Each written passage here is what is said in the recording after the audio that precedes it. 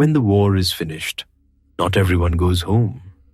Some men fall, some kings are carried away beneath silks and smoke, and one man keeps walking through the ash, unable to lay his fury down, unable to rest either. He was born with a jewel in his brow and hunger in his house.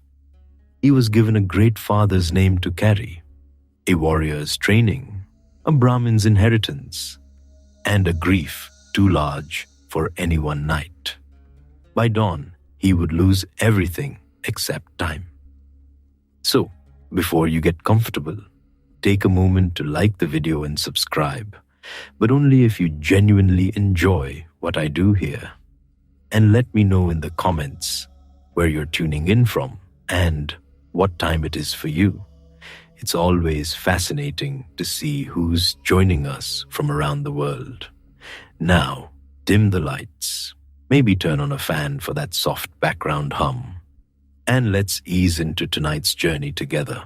You're standing on Kurukshetra after the war. The moon is high, pale and thin behind drifting smoke. The field is no longer shouting, no conches, no drum roll of challenge, no chariot wheels screaming over hard earth, only the long hush after too much sound. The heat of the day still clings to the ground. Ash hangs in the air and settles on your skin. It catches in your throat. Broken standards lean like tired trees. Chariot axles lie half buried in rutted soil. Somewhere nearby, oil still burns in a shattered lamp. The smell of ghee mixes with dust, sweat, singed cloth, and the faint sweetness of night-blooming flowers from very far away. That is the strange part. Even here, jasmine still opens. You can hear horses shifting in the dark, where a few remain tied, forgotten, snorting softly at shadows. A loosened harness chain gives a small metal sound. Wind moves through torn tent cloth with a dry whisper. And over all of it hangs the sacred field itself, vast and watchful, as if the earth has not yet decided what to do with everything it has been given. You begin to walk. Your sandals crunch over splintered shafts and fallen ornaments. The ground is uneven. Everywhere there are signs of kings who expected tomorrow. A golden arm ring in the dust, a snapped bowstring, a parasol staff, a conch shell darkened by soot, the ancient equivalent of a royal storage room after a cyclone. Very expensive, completely useless. Ahead, a camp lies in uneasy silence. The great war is over, or it should be. Bhishma has fallen onto his bed of arrows and still waits between seasons. Drona has laid down his weapons. Karna has met his end under a hard and pitiless sky. Duryodhana lies struck down beside the waters, breath shallow, pride stubborn to the last. The 18 days are done. And yet, one man is still awake. You see him first, as a shape moving between torchlight and shadow, tall, broad-shouldered, dust-grey from battle. His hair is disordered, his armor marked by the long labor of war, and in his brow the jewel glimmers faintly, catching moonlight as though a coal had been pressed beneath the skin and refused to cool. Ashwatthama, Drona's son, even his name seems to carry weight in the night. Not the polished ease of palace men, not the perfumed softness of princes who grew up with attendants, silver bowls, and opinions about the exact temperature of bath water. No, Ashwatthama carries the hard edge of austerity, of discipline, of old resentment fed slowly for years. You can feel it before you know it. He was not born into a hall full of carved pillars and easy laughter. He came into a narrow life, dry mats, sparse meals, the smoke of a poor household, a father rich in learning and poor in comfort, a father who knew every weapon's secret, but could not always fill a child's cup with milk. That sort of memory does not leave a man. It sits in the ribs, It follows him into palaces, into training grounds at dawn, into the company of princes who call him friend when it suits them and remember rank when it does not, into the long corridors of Hastinapura where silk rustles, anklets ring, and every smile has a little knife hidden behind it. You will go there tonight. You will feel the cool morning dust beneath bare feet in Drona's school. Hear the snap of bowstrings in the pale light. Watch boys become rivals. Rivals become allies. Allies become enemies. You will stand beside Ashwatthama as he grows up among the Kuru princes, close enough to glory to smell the sandalwood on it, never quite close enough to forget what he lacked. And he lacked plenty. Not skill, never that. Not pride, certainly not that, but ease, belonging, the soft confidence of boys who have never had to notice who drinks milk and who drinks flour mixed into water and pretends not to mind. Childhood can be very refined in its cruelty. No swords needed, just one brass cup and the wrong house to go back to. His father, Drona, gave him more dangerous nourishment, instruction, severity, ambition, the memory of old insult, the conviction that honor, once denied, must one day be claimed back in full. Ashwatthama grew beneath that gaze like a tree twisted toward a hard sun, straight in some places, splintered in others, and when manhood came, it brought no rest. By then, he bore the aura that makes other men step aside, the gem in his forehead, the training in celestial weapons, the reputation, the expectation. It sounds impressive, and for a moment it is. But expectation is a heavy ornament, beautiful from across the courtyard, exhausting when it's strapped to your own head, like being handed a golden crown that is secretly a grinding stone. Then the war comes. Of course it does. Kurukshetra draws them all in. Teachers, students, brothers, sons, kings from every direction of Bharatavarsha. Standards rise, conches split the dawn. Elephants stamp and shiver in their armor. Priests murmur blessings over men who will not see another moon. Dust lifts in hot sheets. The air tastes of iron, sweat, clarified butter, and fear. Ashwatthama rides into that storm with the rest. There, on the sacred field, he shines. There he strikes, endures, returns, and watches one pillar after another fall. The old men go down. The mighty bow to fate. Promises break, rules loosen, grief thickens, and then comes the wound that will unmake the man more surely than any arrow could. His father hears that Ashwatthama is gone. Just a few words. That is all. A name spoken into battle at the worst possible moment. A son's name. His name. Enough to break Drona's will. Enough to still the arm that had terrified armies. When the teacher lays down his weapons, the world tilts. For Ashwatthama, it never rights itself again. After that, night has teeth. You will follow him into that darkness, past the dying king by the water, past the last companions who still stand beside him, past omens in the branches and a silence that should have sent him back. You will feel the cold hour before dawn, when revenge starts to sound like duty and grief begins to speak with a steady voice. One terrible night. That is all it takes. And after it, pursuit, wrath, the blazing release of a weapon too dreadful for desperate hands. Sages intervening beneath a burning sky. A curse spoken by Krishna himself.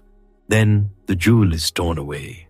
The bright mark that set him apart becomes a wound that will not close. The warrior who could not be finished is not granted release. He is left to wander through forests, through ruined shrines, through ages that forget the names of kings but remember the sound of his. So stay here a little longer in the moonlit hush of Kurukshetra. The smoke is thinning now. The night wind is cooler. Somewhere, a canvas flap taps gently against a pole. Somewhere, water moves in the dark. And across the field, the son of Drona is still walking, carrying childhood shame, battlefield glory, a father's fall, one unforgivable night, and the long burden of immortality. Follow him, softly. Before there is blood on the battlefield, there is a boy watching other children drink what he cannot. Morning comes dry in Drona's house, not golden, not generous, dry. The first thing you notice is the smoke, thin blue smoke slipping out from a clay hearth, carrying the smell of damp twigs that never fully catch. Then the mats, rolled, patched, flattened by years of careful use. Then the vessels, too few of them, too light, a household so modest it seems to apologize for taking up space. This is no palace tutor's residence, not yet. This is the house of a brahmin who knows weapons better than wealth, mantras better than trade, honor better than comfort. And comfort, as it turns out, is terrible at feeding a family. You stand at the doorway with the dawn air still cool on your skin. The earth floor is hard beneath bare feet. Somewhere outside, a cow lows from somebody else's yard. That sound matters here. A cow means milk, butter, curd, ghee in a little shining bowl. In this house, the sound is almost rude. Creepy rises before the sun clears the trees. She moves quietly, because quiet has become a habit of necessity. The cloth at her shoulder smells faintly of ash and old grain. She measures rice as if each grain has a name. Drona is already awake, seated straight-backed, matted hair bound, face stern even in stillness. He has the look of a man who could sit through a thunderstorm without blinking, and also of a man who has not had a proper meal in too long. And there is Ashwatthama, small yet sharp-eyed, watching everything. He wakes hungry. Children wake hungry in many households. But this kind of hunger is different. It is not only belly hunger. It is listening hunger, looking hunger, the kind that notices how other people's homes smell richer than yours, the kind that counts sweets at festivals and pretends not to. His name is heavy for such a little body. Ashwatthama, the child whose birth cry was said to ring out like a horse's neigh. A grand, splendid sign, the sort of name that sounds as though drums should follow it. But in the mornings, he is just a boy, rubbing sleep from his eyes while smoke stings them again. That is the first contradiction he learns. A glorious name does not fill a bowl. Drona loves him. That part is true. Not softly, perhaps, not in the easy, playful way some fathers scoop children up and toss them toward the sky. Drona is not built like that. His love comes in straight lines, in discipline, in attention, in the exact placing of a hand on a shoulder, in the way he notices whether the boy's posture is slack, whether his chant is precise, whether his gaze wanders when it should hold steady. He looks at Ashwatthama and sees more than a child. He sees continuation. He sees proof. He sees the part of himself that must not bend. And that is a hard thing for a boy to carry before breakfast. The mornings begin with recitation, before food, before play, before the day has fully admitted it exists. Ashwatthama sits cross-legged, back trying very hard to be a bowstring. Drona guides him through syllables older than kingdoms. The sounds fill the little room, rise with the smoke, and hang in the cool air. Some days the boy is perfect. Some days he stumbles.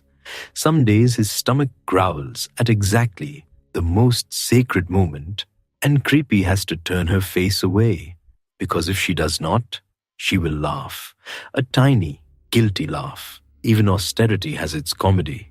You can feel the mood in the room. Then, Drona pretending not to notice, Creepy pretending not to smile, Ashwatthama trying to continue as if his own belly has not just entered the chant uninvited. Outside, the world of other children begins. Footsteps in the dust, voices, the slap of bare heels on packed earth, a metal pot clanging somewhere, someone calling for a calf, someone else complaining that the milk is too hot, which is the sort of complaint that can make a poor household go very quiet. Ashwatthama hears all of it. He hears boys in neighboring homes grumble about thick curds, about cream on boiled milk, about sweet cakes slick with ghee on festival mornings. Children are not cruel with any sophistication. They are merely loud. They speak of abundance, the way birds sing, without thinking who might be listening. That is enough. You are there beside him when he pauses at the threshold one morning, one hand on the rough wooden frame, and watches a cluster of boys with brass cups in their hands. White milk clings to their lips. One tips his head back and drinks in long, careless gulps. Another complains there is skin on top. Another laughs and flicks foam from his fingers. The smell reaches Ashwatthama before the taste ever does. Warm milk, animal-rich, sweet, thick. It hangs in the air like a promise made to somebody else. He says nothing at first. That is important. Humiliation often begins in silence. He watches. Then he asks, not demanding, not whining, just the plain question a child asks when he still believes the world might answer kindly. He wants milk too. Creepy stills. Drona says nothing. In the little house, silence can become another person. It sits down with you. It eats your Shah. It looks at everyone one by one. Drona, son of Bharadvaja, trained in arms, keeper of learning, husband, father, cannot give his child a cup of milk. That fact lands like a stone. You can almost hear it. The cooking fire crackles. Outside, a koel calls from a tree, as if the morning is perfectly ordinary. Somewhere, a cartwheel bumps over stones. The smell of smoke and boiled grain mixes with the sting of shame. Ashwatthama is still young enough not to understand why the room has changed. He only knows there has been no answer. So he asks again. Creepy goes to him first. She strokes his hair back from his brow. Her hands are warm from the hearth. She tells him gently, there is other food, good food, enough for now. She tries to make the bowl in her hand sound festive. Mothers have always done this. They can turn necessity into a performance if they have to. Today's special, apparently, is not complaining. Ashwatthama is not fooled. He has seen the other cups, and this is where the wound begins to take shape. Not because he lacked milk for one morning. Children survive such things, but because he has now seen the look in his father's face.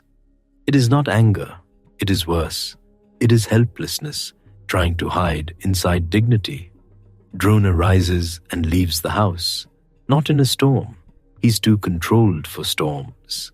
He leaves with that contained, frightening calm that belongs to men storing something away for later. His garments are simple, worn soft at the edges. Dust lifts around his feet as he steps into the morning light. You watch him go, tall and lean against the brightening day, and you feel it too. This has entered him.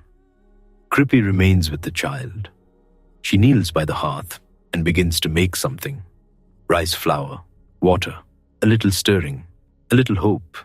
The mixture turns pale in the bowl, cloudy and thin. In kind light, from a hopeful angle, perhaps it might resemble milk. if you were very small, if you wanted to believe, if your mother's eyes were urging you with everything they had. She hands it to him. Ashwatthama drinks. The texture is wrong. You can imagine it at once. Chalky, flat, a ghost of nourishment. It coats the tongue without comforting it. It is the color of milk and none of the mercy. Still, he drinks. Because he's a good boy. Because Creepy is watching. Because hunger does not have the luxury of standards. Outside, the boys see him. This is the part that lingers. Children gather faster around another child's embarrassment than around a game. They ask what he has there. They grin. One of them, too delighted with himself, guesses aloud. Milk for the poor brahmin's son. Another leans close enough to sniff and realizes the truth. Soon enough, they are laughing, pointing, repeating it back to one another. The flower water, the pretend milk, the clever little trick. Their amusement is bright and merciless in the sun. Ashwatthama flushes. His hand tightens around the bowl. The dust at his feet is warm already. You can feel the heat starting to rise from the packed ground, smell sun on mud walls, hear the dry rattle of seed pods in the breeze. Every sense sharpens when shame arrives. The world becomes too clear. He wants to disappear. He wants to throw the bowl. He wants, with the absolutism available only to children, for every laughing face in front of him to someday choke on silence. Instead, he stands there and drinks the rest. That matters too. He swallows the mockery with the mixture itself. When he comes back inside, Creepy understands at once. Mothers usually do. She does not ask who laughed. She does not ask what was said. She sees it in the jaw, in the eyes gone hard too young. Drona returns later. He has been away longer than the errand required. Perhaps he walked to cool his humiliation. Perhaps he measured old injuries against this new one. Perhaps he visited someone from whom he hoped for help and received only formality. The day has grown hot by then. Sweat darkens the cloth at his neck. Fine dust clings to his ankles. He looks first at Ashwatthama, then at the bowl, then at Krippy. Nothing dramatic is spoken. Houses like this are not built for dramatic speeches. Their walls hear too much already. But a decision is made in him. You feel it the way you feel thunder before you hear it. Drona had not always been poor in spirit, only in possessions. As a younger man, he had studied with princes. He had shared lessons, vows, and youthful dreams with Drupada, who had once spoken generously of friendship, of equality between them, of future loyalty. Such promises are easy when both men are boys. They become much harder when one gains a throne and the other gains a hungry son. That old memory has been lying in Drona like an ember under ash. Now Ashwatthama's empty cup stirs it. In the evenings, when the day cools and insects begin their steady song, Drona sometimes speaks of the past. Not fully, not with soft nostalgia. His words come measured, like arrows chosen from a quiver.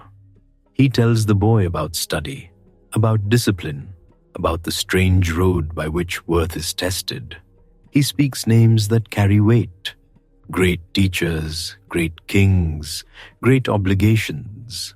And sometimes, when the light is low and the smoke from the lamp curls upward with the smell of sesame oil, he speaks of Drupada. Ashwatthama listens. He does not yet know every detail, but he understands tone. Every child does. This name tastes bitter in the house. Drona tells him that once there had been friendship. Once there had been words offered with open hands. Half a kingdom promised in the careless wealth of youth. But years pass, thrones rise, silk replaces bark cloth. The memory of sharing one seat at a teacher's feet, becomes inconvenient. And when Drona later approached Drupada, poor and proud, with child and wife and need tucked behind his ribs, he did not meet the friend of his youth. He met a king who looked down, a king who spoke of how friendship requires equality, and how equality had evaporated somewhere between the Gurukul and the throne room. Those words cut deep. Drona does not show the wound often, but the scar lives in the house with them. It eats with them. It sleeps near the door. Ashwatthama grows up breathing it. You sit there in the dusk and hear the insects outside, smell hot earth cooling after a long day, feel the rough weave of the mat beneath your palm, and you understand how a child learns injury secondhand. Not from lectures, from atmosphere, from the pause before a certain name, from the straightening of a father's spine, from the way poverty itself begins to feel personal. Days pass, the household continues. Creepy stretches little into enough. She can make a handful of grain travel farther than seems lawful. She can season lentils with almost no spice and somehow persuade a child to eat with appetite. On lucky days, there is buttermilk from a neighbor, thin enough to see the bottom of the cup and treasured as if it were amrita. On unlucky days, there is barley and resignation. Drona teaches. That at least he has. He teaches boys from nearby households. He teaches posture, recitation, memory, concentration.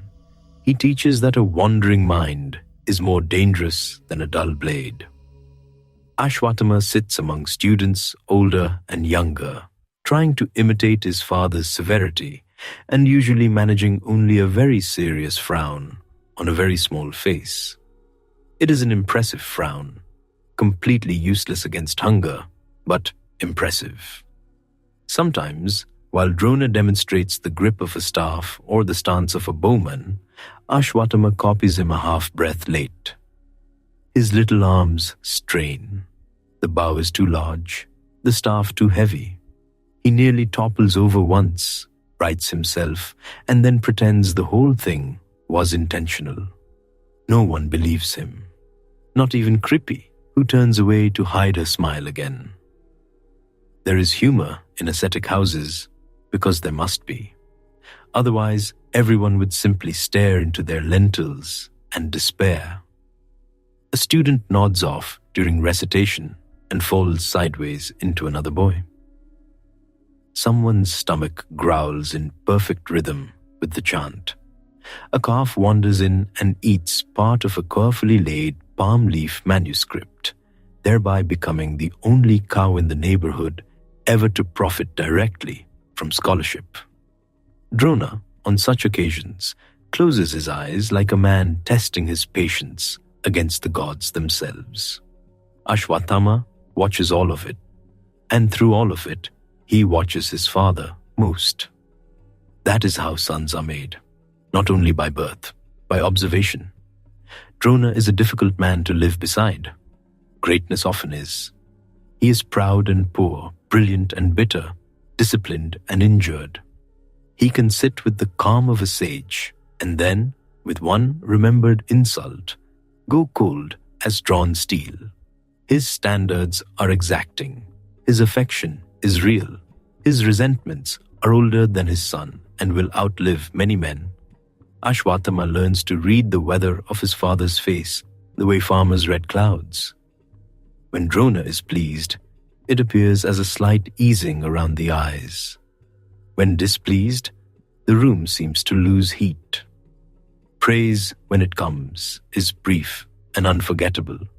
A corrected grip, a steadier chant, a sharper memory than expected. These little offerings become treasure to the boy. He hoards them. Because in a house where milk can be mimicked but not provided, approval becomes nourishment. One evening, after a long day of lessons, Drona calls Ashwatthama outside. The sky is copper with sunset, Bats are already tracing quick, dark lines overhead. The smell of evening cook fires drifts from nearby huts. Lentils, onions, clarified butter from luckier homes, wood smoke everywhere. Somewhere a conch sounds faintly from a shrine. Drona places a small bow in the child's hands. It is simple, not ornate, no jewels, no flourish, but it is his. Ashwatthama's face changes at once. That hunger again, but now brightened into joy. He touches the wood with reverence, tests the weight, draws the string too hard, almost snaps it back into his own arm, and does his best not to react while pain flashes up to his shoulder. Drona sees. Of course he sees. He says nothing. Fathers have their mercies. Then he begins to teach. Feet first, always feet first. How to stand, how not to waste movement, how to let breath settle low, how the gaze must narrow without becoming rigid, how the hand must obey before the mind begins to boast. You stand with them in the cooling dusk. The dust has softened under evening dew. Crickets pulse in the grass. The bowstring twangs, uneven at first. Again, again, again. Ashwatthama misses the target wildly. The target, in fairness, is a bundle of straw hanging from a branch and swaying in the breeze, which seems rude when one is learning. He misses so completely that one arrow vanishes into a bush, another lands nowhere useful, and a third somehow startles a bird out of a tree and nearly sends the boy tumbling backward in fright. Drona does not laugh. Creepy, listening from inside, absolutely does, softly. But enough. Ashwatthama reddens, resets, tries again. That is the thing about him. Even here, before armor, before vows, before night slaughter and curse and all the rest of it, he does not turn away from humiliation. He folds it inward. He feeds on it. He builds. Some children cry and forget. Some remember. Ashwatthama remembers the days of pretend milk, the laughter, the old injury in his father's voice when he speaks of Drupada, the feeling of having a great name inside a small, poor house, the sense that dignity is always under threat and always must be defended, even if only in silence.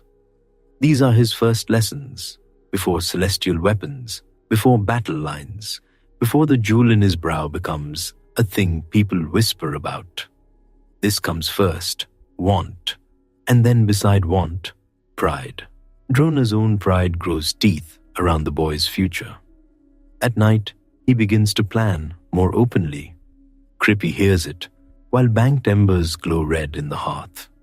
He will not remain like this forever. He has learning no king should ignore. He has skill no court should leave untapped. The world may have treated him like a poor brahmin with an inconvenient memory, but the world has not yet seen what he can shape. Ashwatthama, half awake on his mat, hears everything. Children often pretend to sleep, while adults build the next decade over their heads. Drona speaks of patrons, of courts, of princes who need instruction worthy of them, of honor reclaimed, of old words settled properly. Krippy listens. She knows ambition has entered the room again, carrying both promise and trouble. The lamp burns low. The smell of oil thickens. Outside, night insects hum in waves. The air cools at last, and the little house settles around them. You are there in the dimness, listening to that household breathe. One mat, another, a bundle of weapons carefully wrapped. Palm leaf texts stacked like hopes that do not spoil in heat. A mother's tired hands, a father awake longer than he admits, a child staring into darkness with eyes still open. He is imagining, not sweets, not games, something fiercer, a day when no one laughs at his bowl, a day when his father's shoulders no longer carry insult like an unseen yoke, a day when the world gives back what it withheld. And this is how vows begin sometimes. Not under temple domes, not before sacred fire, on a thin mat in a poor house, while smoke clings to the rafters, and a child lies awake, tasting flower water that pretended to be milk. Soon, Drona will go to seek what he believes is owed. Soon, he will arrive in halls where kings sit beneath carved beams and old friendships are measured against rank.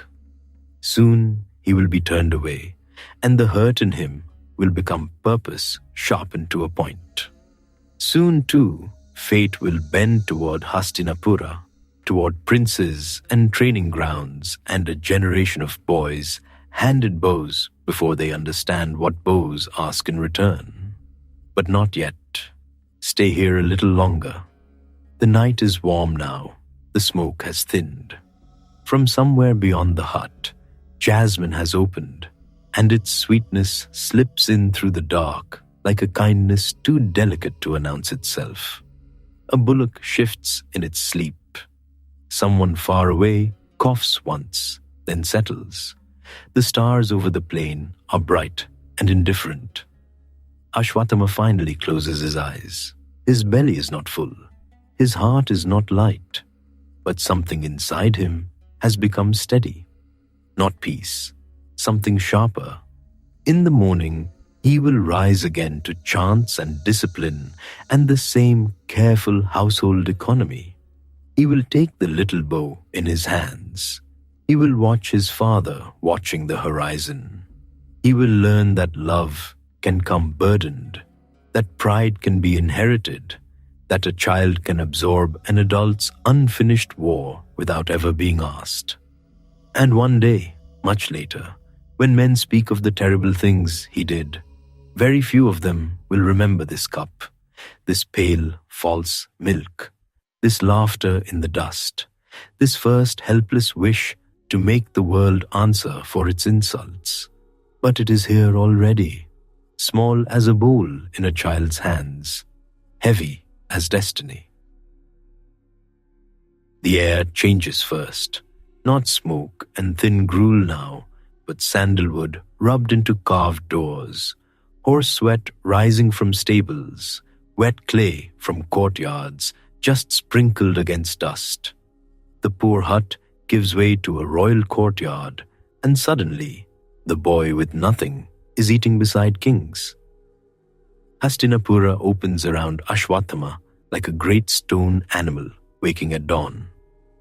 There are wide halls with polished floors cool as river water. There are banners stirring high overhead. There are servants everywhere, moving quickly and pretending not to listen. Brass lamps flicker in alcoves. Conches sound from some inner shrine before sunrise, low and steady, and the whole palace seems to breathe with them. And through all of it walks Drona, no longer only the poor teacher with a hungry son. Now he has been invited, honored, seated where important men are seated. Now the court nods when he enters. Now princes rise before his lessons. His beard is the same. His gaze is the same. But fortune has finally remembered his name. Ashwatthama feels it at once. He feels the relief of full bowls. He feels the softness of better cotton on his shoulders. He feels, too, the dangerous warmth of being near power. You can feel it with him. You stand in that first pale dawn while the training grounds wake up and the ground is hard under your feet. The air still carries night's coolness.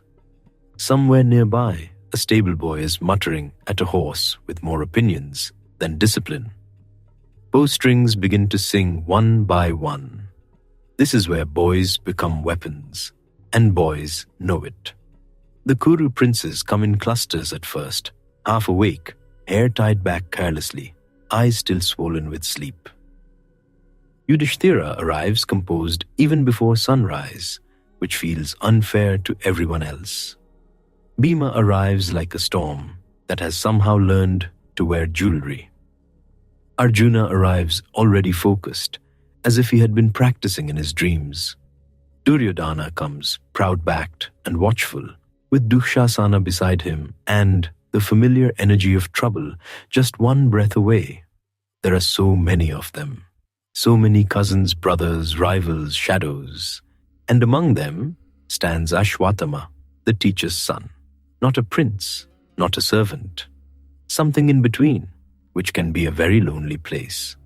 At first, that in-between place almost feels grand. He eats with them, trains with them, walks the same corridors, learns the private rhythms of palace life, the afternoon stillness, the evening oil lamps, the smell of ghee and cardamom drifting from the kitchens. He no longer has to pretend flower water is milk. No one laughs at his bowl now. That old wound does not disappear. It simply puts on finer clothes. Drona begins before sunrise and stops when the light is gone. Archery first, posture, breath, grip, stillness in the shoulders, the way the eye must settle before the hand moves. Then sword work, then maces, then chariots, then horses, then formation drills until the boys are caked in dust and temper. Drona's voice cuts through everything. He is never loud for long. He does not need to be. A quiet correction from him lands harder than another man's shout. When he praises, the whole line straightens. When he falls silent, the guilty one knows. Ashwatthama moves through these mornings like a second flame cast from his father's fire. He learns quickly. Of course he does. He has been breathing weapons since childhood, but being the son of the master is not the same as being the favorite of the master. That place belongs elsewhere. It becomes clear early. Arjuna. It starts in small ways, a little longer on the correction of his stance, a little more attention to the angle of his fingers, a little more patience when others are dismissed. Arjuna stays. Arjuna asks again. Arjuna practices after the others leave. Arjuna follows Drona with the devotion of a pilgrim and the appetite of a wolf. And Drona, for all his discipline, cannot hide how pleased he is. If the others are afield, Arjuna is the seed he waters by hand. Ashwatthama sees every drop. One morning the princes are told to aim at a wooden bird fixed high in a tree. The sun is barely up. Mist still hangs over the edge of the grounds. Drona asks each boy what he sees. Some see the tree. Some see the branch. Some see the bird and sky and leaves and morning, and probably the entire philosophy of nature besides. Drona sends them back. Arjuna says he sees only the bird's eye. That answer pleases Drona, like rain pleases dry earth. The arrow flies, the target drops. The lesson settles over everyone. Focus, obedience, precision. Also this. There is one student Drona has already begun to measure differently. Ashwatthama's jaw tightens, not outwardly. He is too well trained for that. But inside, something knots. You are standing close enough to smell the cut wood of the target and the dust kicked up by restless feet. You can hear the little sounds no poem mentions, the throat being cleared, the leather creak of a bracer, Bhima trying not to snort at everyone's seriousness and failing. Because yes, even here, there is humor. There has to be. Otherwise, a field full of adolescent princes with weapons would be unbearable. Bhima is magnificent at making solemn moments impossible. If there is a heavy mace, he will swing it like a cook stirring lentils for an army. If there is a wrestling drill, he will enjoy it far too much. He eats with the concentration of a saint and the volume of a small invading force. More than one servant learns to flee when Bhima asks whether there is anything light to snack on. Light, in his mind, can still mean 12 cakes and a pot of curds. Duryodhana watches Bhima the way a man watches a tiger across a narrow river. with fascination and calculation. The rivalry between them is not hidden. It grows in plain sight, fed daily, in wrestling yards, at mealtimes, in hunting parties, in the tiny social humiliations that matter terribly when you are young. A shove that goes too far, a laugh held too long, a challenge accepted too quickly. The elders call them boys. The boys are already choosing enemies. Ashwatthama moves among them, close enough to hear what is said when instructors are gone and the prince mask slips. He learns that Yudhishthira is courteous even when tired. He learns that Arjuna is not merely talented, but relentless, and that this can be exhausting to be near. Arjuna does not know how to do anything halfway. If he is practicing, he practices as if the world depends on it. If he is listening, he listens with his whole face. If he fails, he returns so quickly that failure barely has time to sit down. He learns that Nakula and Sahadeva are easier to overlook than to understand, which is never wise. He learns that Dushasana laughs too hard when Duryodhana speaks. And he learns with growing certainty that Duryodhana remembers kindness. That matters, because one day, between drills, when sweat has dried white on the boy's arms and everyone is swallowing water like travelers in summer, Duryodhana offers Ashwatthama a place beside him in the shade. It is a small thing. Small things run kingdoms. Ashwatthama sits. No one announces an alliance. No priests chant over it. No drums sound. Just two young men under a tree, breathing hard after training, sharing water while the dust settles back to earth. Duryodhana speaks to him not as a prince speaks to a dependent, but as one proud boy speaks to another. He complains about Bhima. He mocks Arjuna's perfection. He speaks warmly of Drona, and with the easy confidence of someone born to be obeyed. He makes room. For a boy raised on not enough, being given room can feel like love, and maybe some part of it is. Duryodhana has many faults already, but stinginess toward his chosen people is not one of them. He can be generous with a full heart. He can make loyalty feel noble and sweet. He knows how to look at someone who has stood at the edge of the fire and say, "Come closer." Ashwatthama comes closer. Meanwhile, Drona's own fortunes rise. There are gifts now: respect, land, servants, fine seats in the court. The old humiliations recede, though they never vanish. A man who has once been poor keeps one ear turned toward the sound of scarcity. Drona still carries old injuries under his calm, like embers under ash. His success does not soften him, it sharpens him, and every rise in Drona's place lifts Ashwatthama too. The son sees the bowing heads, the careful greetings, the way men now measure their words around his father. Honor, at last, has entered the house and sat down. Ashwatthama loves him for it. And because he loves him, he also becomes possessive of what his father has built. That is where the trouble begins. Drona's school is supposed to shape princes into masters of war. It does that. It also creates 100 smaller hungers. Every lesson becomes comparison. Every contest becomes a prophecy. Who drew faster? Who stood longer? Who took correction without flinching? Who made the horse obey on the first touch of the reins? Who held a formation? Who broke it? And behind all those questions waits the one no one stops asking. Who is best? That question stalks the training grounds like a stray dog that refuses to leave. Arjuna answers it often, too often for Ashwatthama's peace.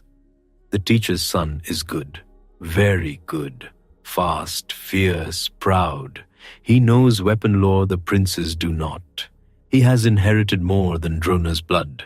He has inherited his severity. But Arjuna has something maddening, that impossible joining of discipline, talent, and hunger, the kind that makes even praise for yourself sound like a consolation prize. Drona feeds it. One evening, after the others have gone, Ashwatthama returns for a forgotten strap and sees them still there in the fading light. The sky is copper. Birds are calling from the palace gardens. Servants are lighting the first lamps along the corridor. Drona is teaching Arjuna in private, not some grand secret ceremony, just more attention, more time, more of the thing a son notices first. Ashwatthama stands very still. He does not step forward. He does not interrupt. He turns away before either of them sees him. The air smells of oil lamps and dry dust. Somewhere in the kitchens, cumin hits hot ghee, and the fragrance drifts over the yard.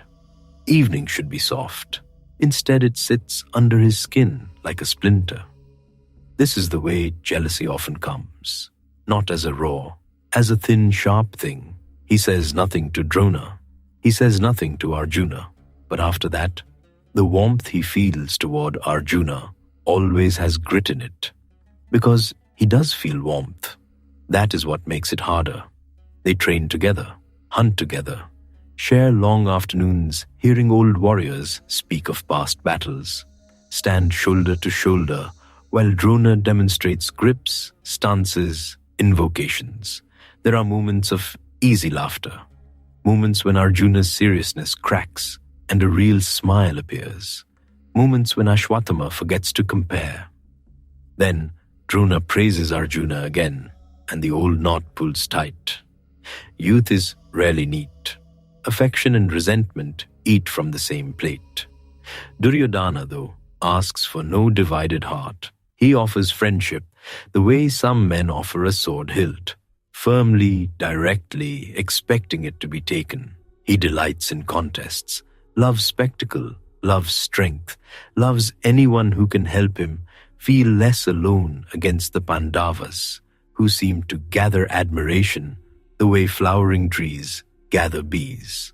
Ashwatthama fits near him with surprising ease. Not because he is soft. Duryodhana is never soft, but because he understands grievance. He understands what it is to feel that honor is unequally handed out. He understands the burn of watching others be praised as if the world had always intended it for them. He understands what happens when a young man builds his spine around an injury. So the bond grows. They ride together. They practice mace and sword and archery in adjacent lanes. They speak after dusk when the heat has gone from the stones and the palace corridors smell of jasmine and lamp smoke. Duryodhana jokes more freely with Ashwatthama than he does with many princes. He trusts him with irritation, with ambition, with those private flashes of hurt that proud people reveal only to a chosen few. And Ashwatthama listens. He listens when Duryodhana speaks bitterly of Bhima's strength. He listens when he bristles at Arjuna's glory. He listens when he speaks of kingship as if it were already in his hand, warm and heavy. Loyalty does not always arrive as a vow. Sometimes it grows by repeated seating arrangements.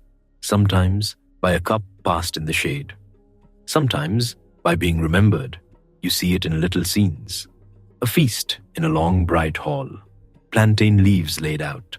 Servants moving quickly with rice and vegetables and fragrant stews. Princes laugh. Bracelets chime. Bhima is already halfway through an amount of food that would worry a village accountant. Duryodhana gestures for Ashwatthama to sit nearer, not at the edge. Near, or a hunt in the dry season. Red dust rising behind the horses, sun hammering the plain. Duryodhana checks his pace to ride beside him instead of ahead with the others. Or a court performance, where musicians play, and everyone is expected to look composed for an intolerably long time.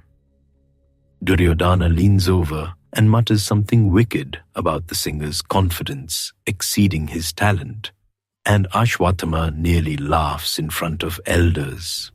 Nearly, he still likes living. These things matter. Meanwhile, the older men keep making choices that drift down over the boys like weather. Bhishma stands tall and grave, white-bearded, difficult to read. Kripa observes everything. Vidura warns and advises in quiet tones.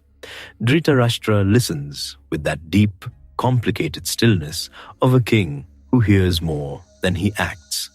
Gandhari moves within the palace like a held breath, blindfolded, self-contained, carrying sorrow before its time.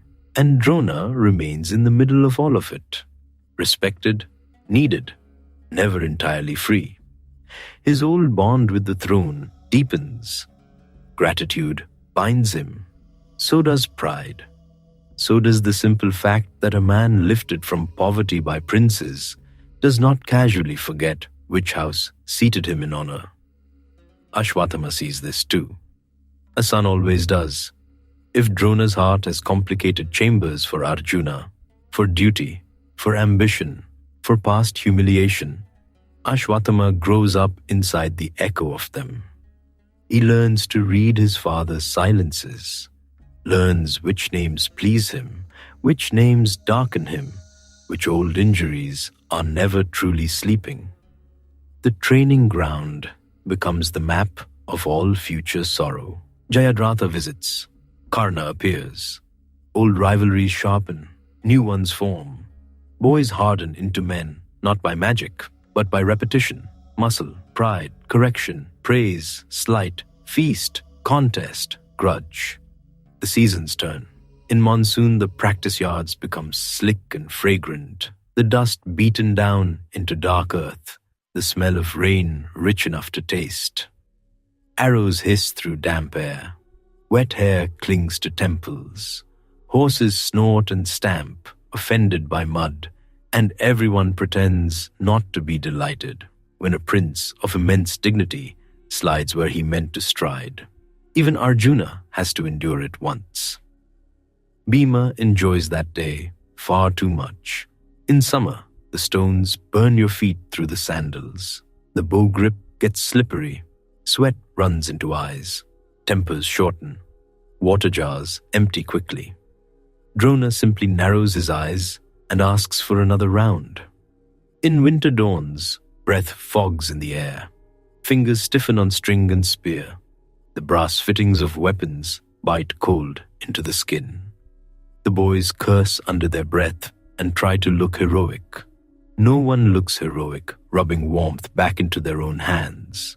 Not metaphorically, not poetically, just a row of future legends trying not to shiver before breakfast. You are there with them, hearing the slap of bare feet on packed earth, smelling wet leather and hay and cold iron. It all feels alive, and because it feels so alive, the danger is harder to see. But it is there. In the way Bhima and Duryodhana never quite forget a contest. In the way Karna's name changes the room when it is spoken. In the way Drona's pride in Arjuna can become a blade for others. In the way Ashwatthama begins to attach his father's honor to certain people and not to others. He does not decide all at once. That would be easier. Instead, his loyalties braid themselves. He admires Arjuna and resents him.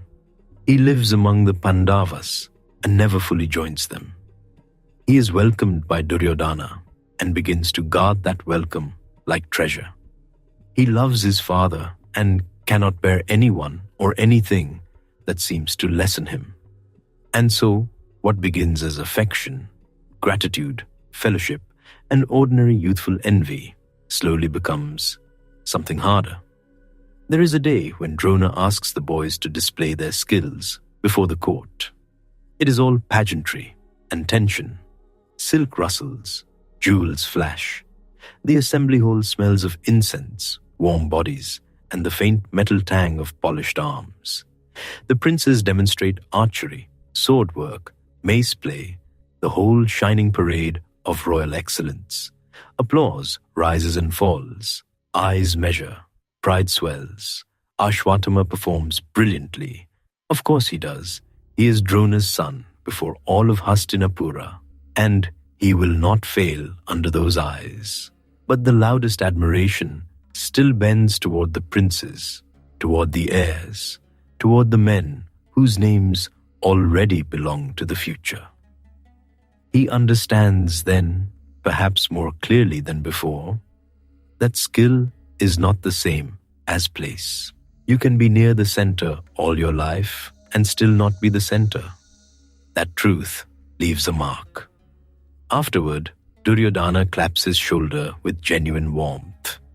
Praise from a friend can soothe what applause from a crowd does not. Ashwatthama remembers that. He always remembers that. Years later, when the world is burning, it will matter that someone once made room for him in the shade. But for now, they are still young enough to believe there will be endless tomorrows to settle everything. They walk palace corridors at night under painted ceilings. They argue over technique. They boast. They compete over horses, hunting, speed, endurance. They mock each other's mistakes. They dream of wars not yet begun, victories not yet stained, glory still clean in the imagination. The moon lays silver across courtyard stones. Some servant yawns behind a pillar. A lamp sputters in the breeze. From the women's quarters comes faint laughter. From the temple, a bell. From the city beyond the walls, the soft, endless murmur of ordinary lives. Bakers rise early. Potters turn clay. Children sleep. Somewhere, a mother is telling a story by lamplight and has no idea that the boys in the palace will someday turn a field into mourning for half the world. Inside, Ashwatthama is growing into himself, into his father's son, into Duryodhana's friend, into a man who learns early that belonging can come mixed with debt.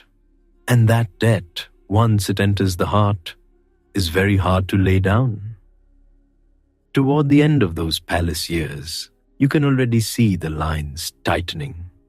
Drona's honor is tied to the Kuru throne. Duryodhana's pride is tied to not yielding. Arjuna's greatness is tied to proving itself again and again. Bhima's strength is tied to old outrage. Yudhishthira's calm is tied to a fragile order no one else values enough. And Ashwatthama stands among them, close enough to love, close enough to envy, close enough to mistake one for the other. That is how danger ripens in youth, quietly, not only in the clash of weapons, in shared meals, in praise withheld, in glances remembered, in friendship accepted at the right moment, in a father's hand resting a little longer on another boy's shoulder. Dawn after dawn, the training ground receives them. The same dust, the same barked instructions, the same targets split and replaced, the same long shadows stretching west as the sun climbs. Until one day, those boys will stand on a real field beneath a darker sky, and all this practice will come back in the wrists, in the breath, in the old loyalties that now feel like destiny. But not yet. For now, the princes are still running to the yard before sunrise. For now, Drona still walks ahead of them with his staff. For now, Ashwatthama still believes that closeness to greatness might become greatness of his own. And in the chill gold of early morning, while the palace birds cry from the eaves and the first arrows snap into flight, the house of princes shines as if nothing could ever break it. Years pass. You see the child with the empty bowl standing taller now, and people begin to step aside when he enters, not because he is loud, not because he smiles often, because there is something in his face that catches the eye and holds it there for a beat too long. The jewel in his brow. It is not gaudy like a prince's necklace, not a court ornament with dangling gold and too much opinion. It sits in him as if it belongs to another order of things entirely. A small brightness at the forehead. Strange, living, impossible to ignore. In torchlight it glows softly. In daylight it seems to drink the sun. In shadow it waits. Men glance at it and then look away, the way they might glance at a sacrificial fire when the priest has just poured in ghee. Respectful, curious, slightly uneasy, and Ashwatthama feels every glance. You can feel the atmosphere around him when he crosses a training yard. Dust hangs in the morning air. Horses stamp near the stables. Bowstrings twang sharp and dry. Sweat already darkens cotton at the spine, though the sun has barely cleared the walls. And there he is, Drona's son, broad-shouldered now, hard in the jaw, carrying weapons as if they were extra bones. The boys are not boys anymore. Arjuna's focus has become frighteningly clean. Bhima moves like a storm in a man's body. Duryodhana has grown into his anger the way some men grow into silk. Yudhishthira still walks as if a line of law is drawn before every step. The twins move quick and bright as paired blades, and beside them, never quite among them and never fully outside them, stands Ashwatthama, a prince without a throne, a brahmin son with a warrior's hands, a man marked at birth, which sounds glorious until you have to wake up inside it every day. The jewel brings stories. Stories breed expectations. Expectations cling. Some say no hunger can touch him. Some say disease turns away from him like a beggar turned from a rich gate. Some say weapons hesitate. Some say wild beasts lower their heads when he passes. People always add a little extra. They cannot help themselves. Give the world one miracle, and it will embroider 20 more on the hem. Ashwatthama hears all of it. He knows what it means when servants whisper after he passes. He knows what it means when young warriors speak carelessly. Then remember who they are standing near and straighten their backs. He knows what it means when elders look at the gem and then at Drona, as if father and son together form a locked chest full of dangerous things. It does not make him lighter, it makes him heavier, because if you are the man with the shining brow, then you are not permitted ordinary weakness. You do not get to be tired. You do not get to hesitate. You do not get to say, the wound hurts. A common soldier may limp and earn sympathy. A prince may sulk and still be fed sweet curds. But the marked son of Drona, he is expected to stand upright while the world piles armor onto his shoulders and calls it destiny. Morning after morning, Drona trains him, not gently, never gently. The old poverty has not softened the teacher. If anything, it has sharpened him further. Drona has known insult too intimately to raise a son carelessly. So Ashwatthama learns not only how to hold a bow, but how to breathe before release, how to listen for wheels over wind, how to strike from chariot and horseback and on foot. He learns when to wait, which is harder than charging, and when to stop, which is harder still. Drona teaches him mantras too, not as a father telling bedtime wonders, but as a guardian of dangerous fire. Certain weapons are not merely iron and wood. They are invoked. They are remembered into the world by syllables carried with absolute precision. Misplace one sound, and the force may vanish, or worse, arrive half-formed and furious. So, Ashwatthama learns to keep words sealed behind the teeth. At dawn, he recites. At noon, he practices. At dusk, he repeats what his father has taught until the tongue itself feels carved into discipline. You can almost feel those evenings, the training ground cooling, parrots screeching in the trees before settling, the scent of oil rubbed into bow wood, the ache in the shoulders, the dust caked at the ankles. Drona pacing before his son with a staff in hand, correcting the angle of an elbow by the width of a fingernail, as if kingdoms depend on exactly that much, and perhaps they do. Drona is not a man who separates household from ambition. His grudges have roots. His humiliations have long memories. His love for his son runs deep, but it runs braided with something else, the desire that the world never again laugh at his house. Ashwatthama grows up inside that desire the way a tree grows around a buried blade. Sometimes Drona praises him, rarely, which makes each word land like rain in drought. A slight nod from that stern face can feed a young man for weeks. A hand on the shoulder from Drona feels almost ceremonial, as if the sun itself briefly approved.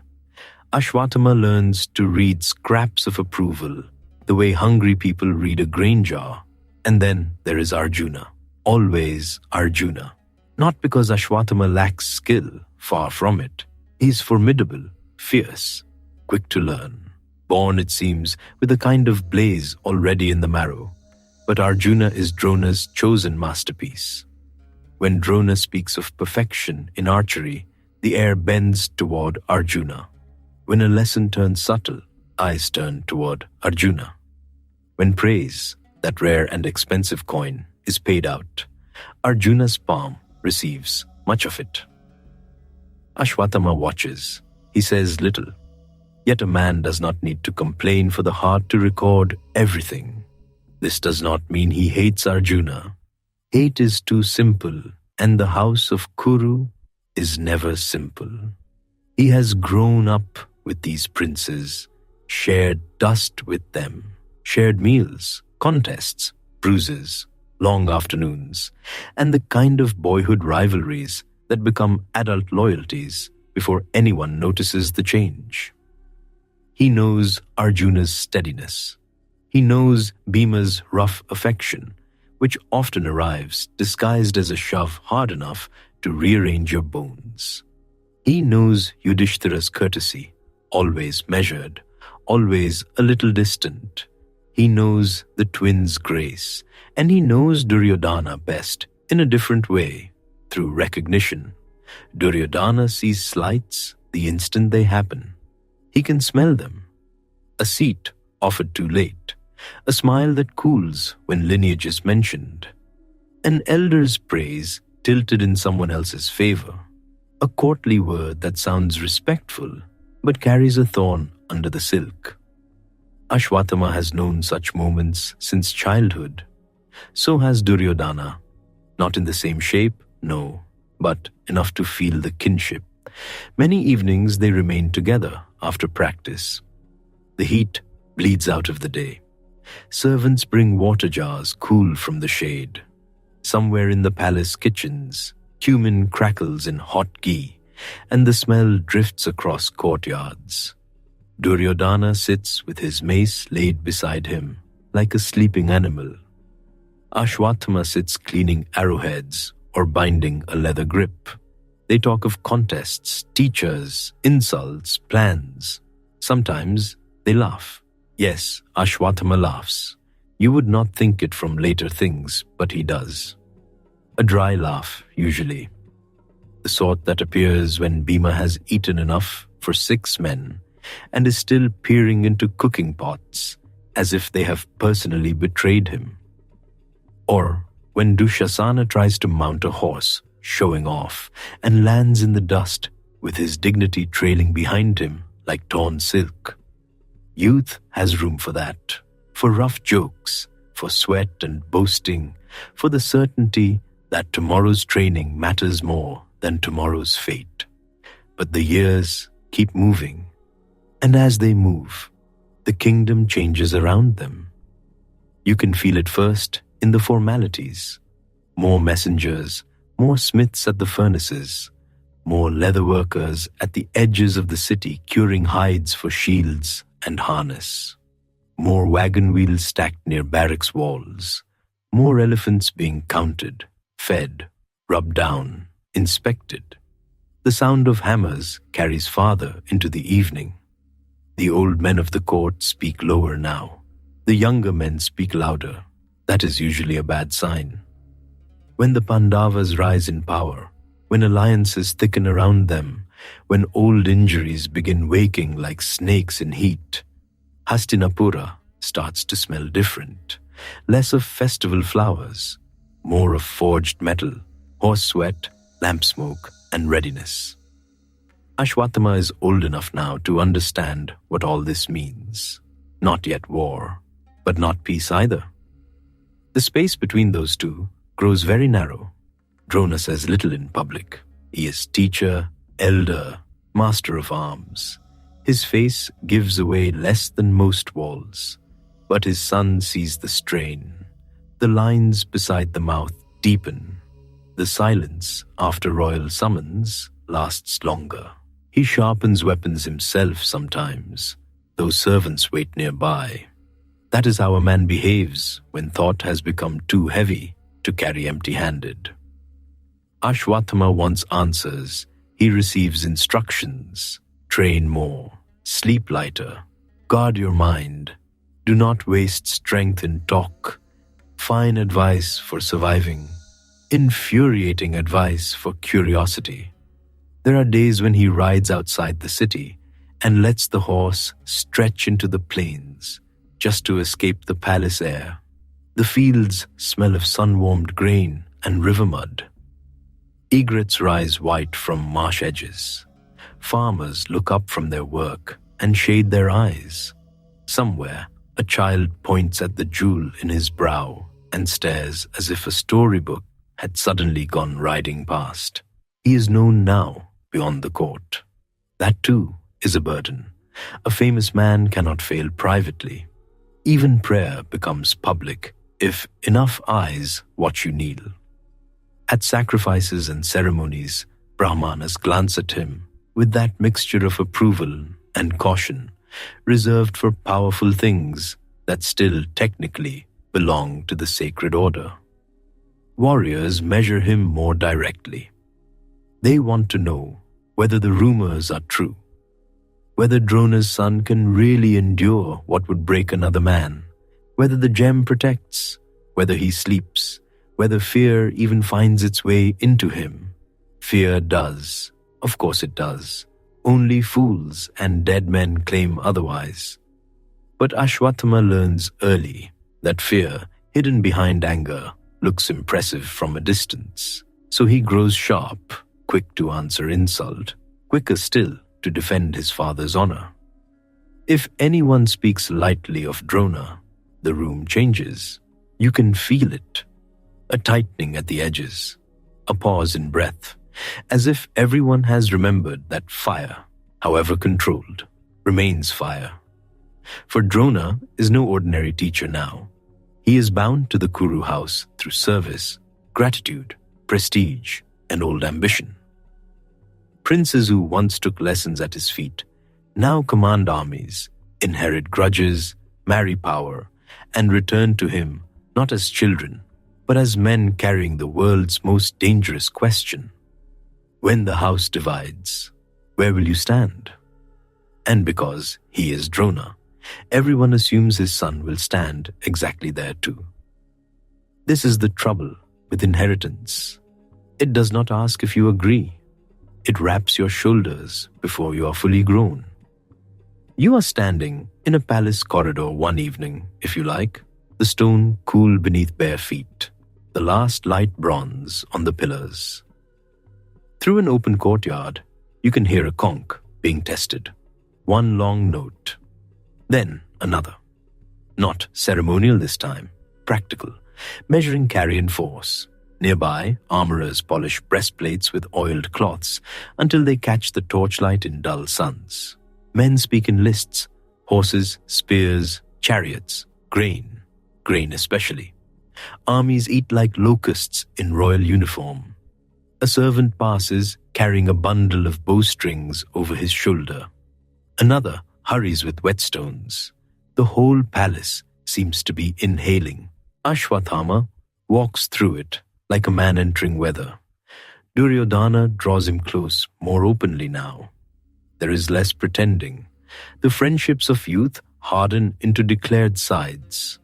Karna stands near the Kaurava prince with that terrible loyal brightness of his. Shakuni drifts in and out like a smell you notice too late. Dushasana is eager in the loud way of men who mistake noise for force. And Ashwatthama, son of Drona, remains there among them, not because he has counted every consequence, but because affection and duty have already knotted together. Duryodhana trusts him. That matters. When enough of the world is slippery, simple trust feels like water in heat. And yet other loyalties remain. That is the ache of it. He has trained with the Pandavas too long to see them as strangers. He knows the rhythm of Arjuna's draw. He knows the warning in Bhima's shoulders before the big man charges. He knows Yudhishthira's habit of lowering his gaze before saying something no one wants to hear, but everyone knows is true. How do you unlearn a lifetime of recognition? You do not. You layer armor over it and keep moving. There are nights when he sits alone outside Drona's quarters after practice, back against a pillar, listening to the insects rise in the dark. The air smells of neem smoke and wet earth if the evening has been kind. The jewel in his brow hums faintly, or perhaps that is only the pulse beneath it. He presses fingers to it sometimes, not in vanity but in wonder, almost irritation. What are you really? Gift, mark, promise, debt? A blessing can become a command if enough people expect miracles from it. And there is something else the jewel does. It isolates. No one else in Hastinapura carries that brightness in the flesh. No one else enters a hall and alters the room before speaking. Men are drawn to him, yes, but not easily. A strange thing can be admired and still left solitary. He learns to live with that.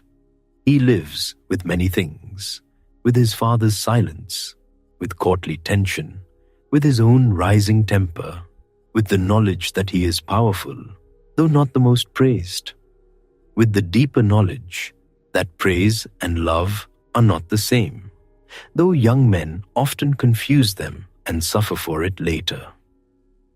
Years fold into one another.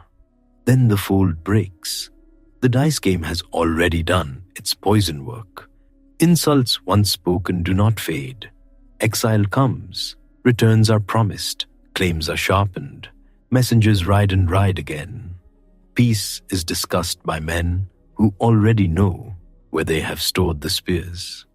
Ashwatthama watches the kingdom pass from strain into certainty. War. At first, the word is used carefully, like a lamp brought near dry hay, then openly, then constantly. Kurukshetra begins to gather long before the armies arrive.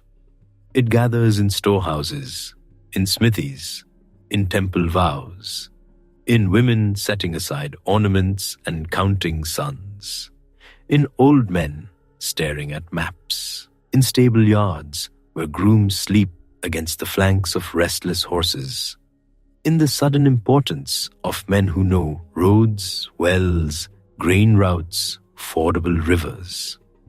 Drona is summoned more often. When he returns, his face is set in that dangerous calm.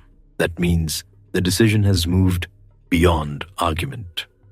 Ashwatthama no longer asks whether there will be war. He asks smaller questions. When do we ride? How many divisions? Which kings have joined? Who commands what flank? The answers come, and with each answer, the world narrows. You can smell the camps before you see them. Canvas heated by sun. Ghee lamps at dusk. Cook fires breathing out rice, lentils, and charred grain. Elephants, always elephants. Warm, grassy, musky, impossible to mistake. Leather, oil, iron, sweat. The sour edge of fear under all of it. Kurukshetra is a field, yes. Soon it becomes a city made of waiting. Stand there for a moment. You are walking between rows of tents at twilight. Dust clings to your sandals. Standards ripple above the camp. Serpents, lions, suns, boars, trees. Strange divine emblems painted in bold colors that dusk is already softening. Priests murmur over small fires. Men sit in circles, mending straps, rubbing down horses, counting arrows, fingering amulets they pretend not to trust. Somewhere a conch sounds, then another answers from far off across the plain. It is not yet battle, it is rehearsal for thunder. And Ashwatthama walks through this growing world in armor, fitted to him like a second intention. The jewel in his brow glints above the line of the helm. Soldiers notice. How could they not? Some bow, some smile nervously, some move aside as if making room for auspiciousness itself. He must hate that at times. To be treated as omen when he is only a man trying to breathe. Kripa is there too, cool and watchful. Karna, bright with fierce purpose. Shalya later, and many others. Kings enough to fill the earth with banners. On the other side, the Pandavas gather their own storm. Everyone knows everyone.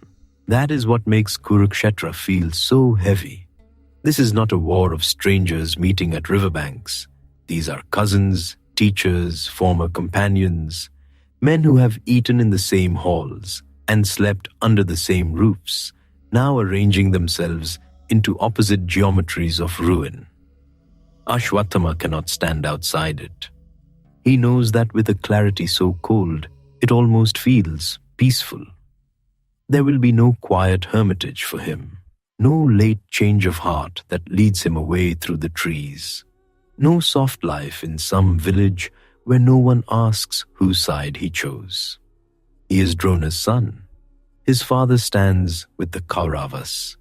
Duryodhana has his loyalty. The camp already knows his name. The jewel in his brow has announced him to fate since birth. When the first arrow flies, he will fly with it. That knowledge settles into him night after night. Sometimes he sleeps. Sometimes he lies awake listening. The camp never fully rests. A horse snorts. A chain clinks. Someone coughs. Priests chant low under the stars. Watchfires crackle. Beyond, from another army's darkness, a faint drum answers. Overhead, the sky is huge and pitiless, strewn with stars that have watched men invent reasons for slaughter since before the first king put on a crown. He thinks of Drona, of the thin house of childhood, of flour stirred into water and called milk, of the look in his father's eyes when old shame was remembered, of how far they have traveled from that small hungry room, and to what rank, renown, weapons fit for kings, a place in the councils of war. His own name spoken with awe. Yes, and also this, the great plain waiting to swallow the sons of every house. Near midnight, he sometimes walks the edge of camp, where torchlight thins and the field opens black and silver under the moon. The grass whispers. Distant standards creak. The air cools at last, carrying the smell of trampled earth and river damp. He places a hand on the hilt at his side and feels, under skin and jewel and training and pride, the simple beat of a mortal heart, invulnerable. People say such things too easily. No man who loves is invulnerable. No son is. And Ashwatthama, with his shining brow and hard-earned mastery, and all the expectation wrapped around him like armor, knows something he cannot say aloud. The jewel may guard the body. It cannot guard what is coming for the soul. So the nights pass, the camps swell, the armor gleams.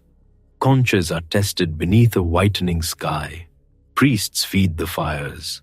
Charioteers check the wheels again and again. Elephants are painted. Standards are lifted. Men tie on wrist guards with fingers that look steady enough. Dawn approaches, and in that vast held breath, before the world breaks open, Ashwatthama stands among the armed young still, marked still, carrying everything his father gave him and everything the coming war will demand. Then morning comes closer, and the field waits. And then the war finds the one place in him that was never armored, his father's voice. The sun is already harsh when this day opens, not bright in a cheerful way, hard, white, merciless. By noon, Kurukshetra feels less like earth and more like a furnace someone forgot to turn off. Dust lifts under thousands of wheels and hooves. It hangs in the air so thick you could almost chew it. Sweat stings the eyes. Armor burns at the shoulders. Elephant hide smells sour in the heat. And beneath it all comes that heavy battlefield scent of iron, leather, churned mud, and men who have not truly rested in many days. Drona is commander now. Bhishma lies on his bed of arrows behind the lines, still breathing, still waiting for the sun's northern path. And in front of him, the war goes on, as if the earth has not already had enough. Drona rides through it like a man who has put away hesitation. Not softness, he was never soft. Not confusion, those days are gone. He moves like knowledge sharpened into purpose. Arrows fly from his bow in clean, relentless streams. His banner flashes through the dust. His chariot wheels grind over broken shafts and splintered standards. Warriors who once touched his feet now scatter before him. Kings close in and fall back. Drums pound, conches blare, and everywhere the cry rises that Drona cannot be stopped. You can feel the panic spreading through the Pandava lines. It moves faster than horses. A rumor runs through ranks before any messenger can carry it. Drona is coming. Drona has broken the left wing. Drona has cut through Panchala princes. Drona is driving toward Yudhishthira again. Drona is a fire. Drona is a storm. Drona is what happens when an old teacher finally decides there will be no mercy for former students. And somewhere inside that roaring day, Ashwatthama is fighting too. Not far, never far enough from his father to forget him. He is fierce already, jewel blazing at his brow beneath the dust, eyes hot with battle light. His horses foam, his bow bends and sings. He drives into the crush where standards tilt and vanish. Men know him by sight now. Drona's son, the one with the bright gem, the one who does not tire easily, the one whose anger lands before his arrows do. He has grown up in the shadow of his father's discipline. Today, he fights inside his father's storm. There is pride in that.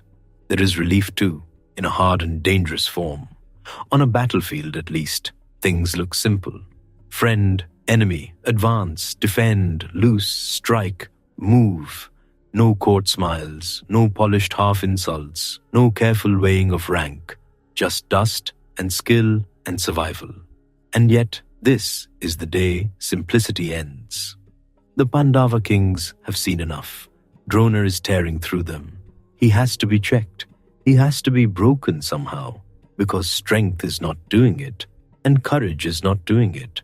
And honorable combat, by this stage of the war, has become as fragile as a clay cup dropped on stone. So they begin to think of the one thing Drona loves more than victory, his son. That is how the day turns. Not with a trumpet, not with an omen. not with thunder from a clear sky, with a name, Ashwatthama. Before the lie comes, the battlefield offers a dark little rehearsal. There is an elephant in the Pandava host, a great beast named Ashwatthama. Somewhere in the chaos, Bhima finds it. You can imagine the scene even through the dust. The huge animal looming, the Mahat shouting, soldiers trying to clear space and failing because battlefields never clear when you need them to. Bhima strikes it down.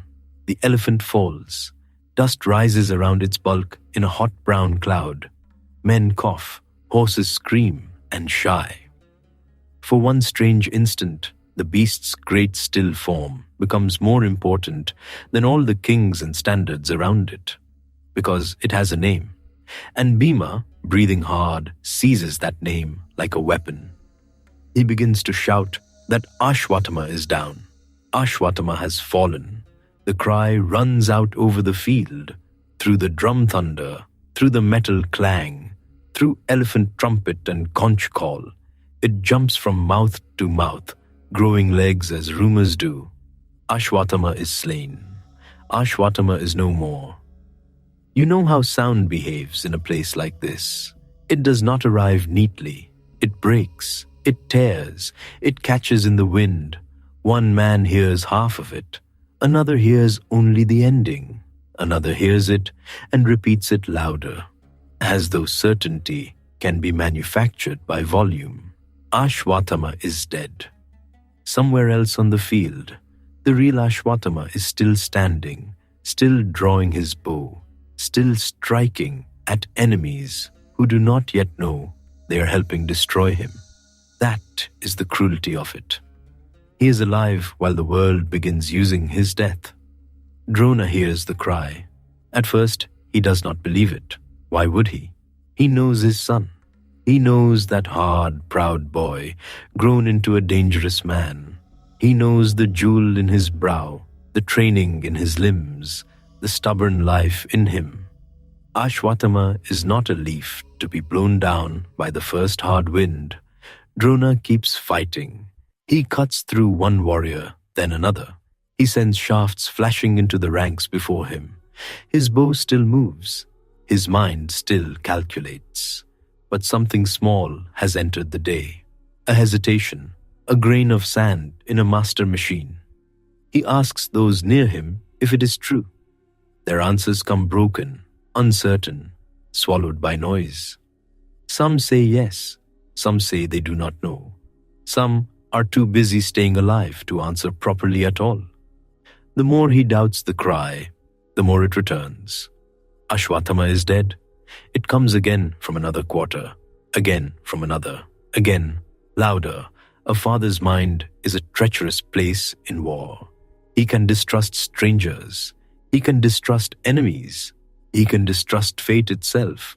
But the heart does not obey military logic. You are standing in the heat with him now, dust drying on your lips, and you can feel the battle split in two. Around him, it is still chariots and standards and weapons. Inside him, suddenly, there is only one thing: his son as a child, his son with flower water pretending to be milk, his son beside him at lessons, his son growing lean and sharp and proud, his son, the one thing in this hard life that ever felt purely his. A father can command formations all morning and still be undone by one name at noon. Drona wants certainty. There is only one voice on that field he believes cannot bend. Yudhishthira, steady Yudhishthira, truth-bound Yudhishthira, the king whose word has long carried the clean weight of a ritual vow. Drona turns toward him in the chaos and asks. You can almost hear the battlefield leaning in. Not literally, of course. The war is too loud for that. Horses still rear. Arrows still hiss. Somewhere, a wheel comes off a chariot and bounces crazily through the dust like a mad toy. Men are still falling. The whole day is still roaring. But in the middle of it comes one suspended, unbearable instant. Drona asks whether Ashwatthama has truly fallen. Yudhishthira knows the plan now. He knows what must happen if Drona is to be brought down. His brothers have pressed him toward this edge. Krishna has pressed him harder. And Yudhishthira, who has carried righteousness like a lamp through storm after storm, now stands with that lamp flickering in a wind strong enough to snuff it out. He speaks. His voice says that Ashwatthama is dead. And then, more softly, so softly that the battlefield swallows it, he adds that it was the elephant. The first half reaches Drona. The second half does not, or does not matter. That is enough. The great teacher's breath changes, not dramatically. This is not some stage play collapse. No gasp for the audience. No wild cry flung at heaven. Just a break in rhythm. A man who has held himself upright through poverty, insult, ambition, service, and war suddenly loses the inner line that kept him standing. The bow lowers. The shoulders sink a little. His eyes, which have measured distances and openings and angles of attack all his life, begin looking somewhere else entirely. You can feel the air around him go strange. The dust still blows, the drums still pound, but near Drona there is a stillness now, as though grief has opened a circle around his chariot, and even battle is unsure how to enter it. He is no longer fighting the men before him. He is seeing a child. He is hearing little feet on hard-packed earth outside a poor hut. He is remembering his own hand, guiding small fingers on a bowstring. He's hearing that hungry, eager voice call him father. All at once, the war grows far away. He lays down his weapons. Think of what that means. Drona, who taught princes. Drona, whose arrows had held whole armies at bay. Drona, who had spent years guarding knowledge like flame from wind. He sets it aside. Then he sits, not in surrender exactly, not in fear, not because he is weak. He sits the way men of discipline sit when they turn inward beyond noise. In the middle of a battlefield, amid churned mud and the smell of hot leather and elephant musk, he gathers himself into stillness. His mind moves toward yoga, toward his breath, toward the invisible road beyond grief. It is a terrible sight.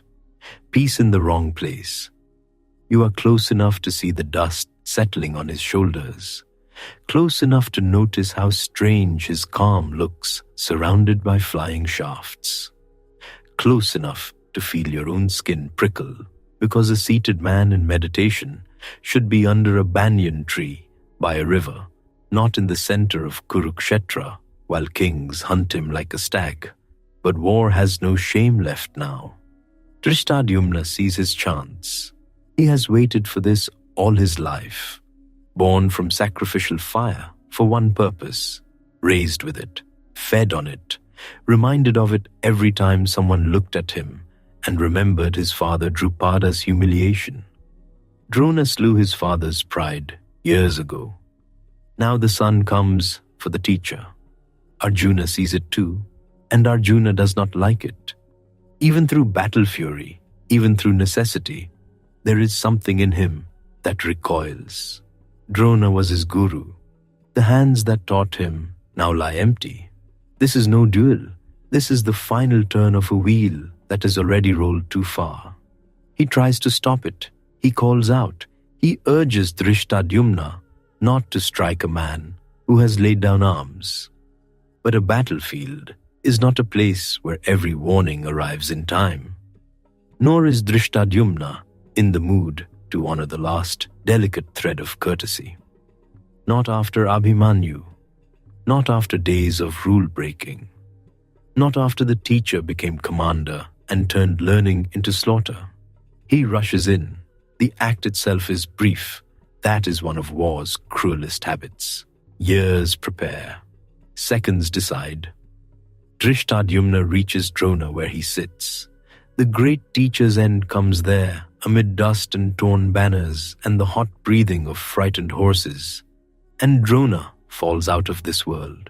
The noise crashes back all at once. The still circle breaks. War remembers itself. Men shout. Wheels lurch. Standards sway. The bright, brutal day surges forward, as though nothing sacred has just been broken in plain sight. But something has. Far across the field, Ashwatthama learns. Maybe it comes to him as a report from a fleeing fighter. Maybe as a cry from one of his own. Maybe simply as the sudden shape of panic in friendly ranks. However it reaches him whole. Not rumor now. Fact. His father is gone. His father laid down arms. His father believed the news of his son's fall. His father was struck down in that grief. The world narrows so violently, it almost becomes silent. You have felt this in smaller ways, perhaps. Not the scale of it, not the war, but that instant when terrible news enters the body and sound goes thin and distant, as if someone has thrown a cloth over the world. Ashwatthama sits in his chariot, and for one beat, perhaps two, does not move. Then everything inside him rushes up at once. The childhood hut, the rice flour milk, the humiliations, the long years of Drona's ambition, carried like an extra skeleton inside the flesh, the stern lessons, the rare approval, the hunger to prove worthy, the certainty that whatever else the world denied them, father and son belonged to one another. And now this, not a fair defeat, not a clean warrior's fall in open contest. A lie. That is the word that catches fire in him. A lie. The enemy did not overpower Drona. They broke his heart first. Ashwatthama's grief arrives wearing armor. It does not collapse him to the ground. It does not make him weep where all can see. It hardens at once into something hotter and more dangerous. His chest feels too tight. His hands feel too strong for the bow they hold. The jewel in his brow seems to burn against his skin. Breath comes sharp, almost painful, carrying dust deep into the lungs. Around him, the battlefield suddenly looks obscene. The same sun, the same drums, the same standards flapping stupidly in the wind, the same kings still making signals and shouting orders as though such things matter after this. There is no room in him now for proportion. No room for strategy either at first, only a single vast red surge of wrongness. He drives forward. Kripa, who knows him well enough to fear what this means, sees the change. Kritavarma sees it too. Others make way instinctively because grief has a shape men recognize even before it speaks. It rides low in the chariot. It leans into the bow. It does not blink enough. Ashwatthama begins to strike like a man trying to tear the skin off the day. His arrows come fast, too fast to count cleanly. He presses into the Pandava forces, and warriors fall back under the fury of him. Standards snap, horses rear. The dust becomes almost golden in the hammering afternoon light, so that everything seems half seen through smoke. You are there with him, and it is frightening. Not because he is merely strong, because he no longer seems anchored. He invokes weapons with the wild exactness of someone whose training has suddenly been cut loose from tenderness. There is discipline in him still, yes. Drona taught him too well for skill to vanish in grief. But now the skill is lit from beneath by something feverish. He wants the world punished. That is impossible, of course, so he aims at what is nearest. The Panchalas bear the first full force of it. They had always stood opposite Drona in the old bitter line that stretched back to Drupada. Now Ashwatthama comes at them like inherited rage made flesh. Chariots overturn. Princes are driven back. Men who had shouted confidently an hour ago now glance over their shoulders and tighten their reins. The sky itself seems dim with dust. A hot wind moves over the field, carrying the smell of sweat, scorched leather, and the faint sweetness of crushed grass under wheels. Somewhere close by, an elephant lets out a long, shuddering trumpet that ends in silence. Somewhere farther off, a conch shell tries to rally a broken line and only makes the whole afternoon feel lonelier. Ashwatthama does not stop. His father's death is replaying in him again and again, each time sharper. He sees Drona hearing the words. He sees Drona looking for truth. He sees Drona believing. He sees Drona sitting down alone inside grief while enemies closed around him. Whether Ashwatthama truly knows every detail yet hardly matters. The imagination of a bereaved son is merciless. It fills gaps faster than witnesses can. He is beyond listening, beyond consolation, beyond prudence. You can almost feel the place in him where love and rage were once separate now, melting into one hard thing.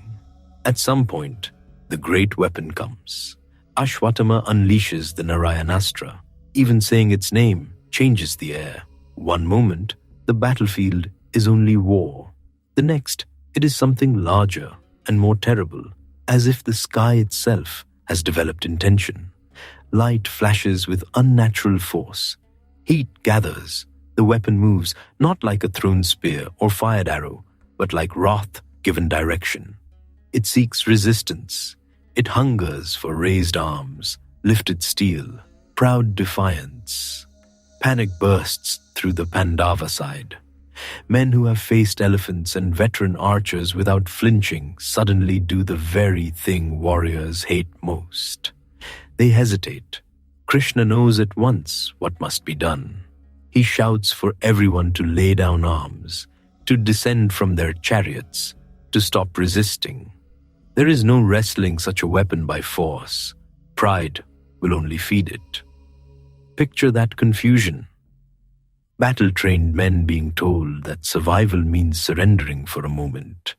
Kings dropping bows, soldiers flattening themselves to earth already warm from the day's heat.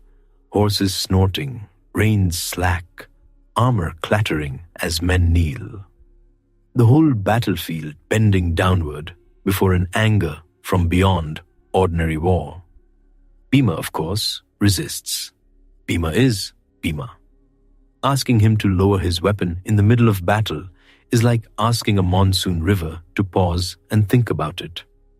He rages against the command, still wanting to fight, still wanting to meet force with force. Others drag him down physically because this is no hour for stubborn heroics. The Narayanastra sweeps over those who submit and passes them by. Over those who cling to defiance, it burns. Ashwatthama watches. For a little while, perhaps, the weapon feels like justice, or something near enough to it that a grieving mind will accept the substitute. His enemies are terrified.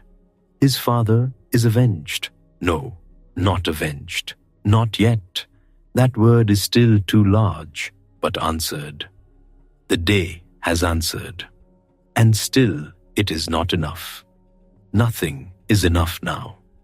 That is the real beginning of his ruin.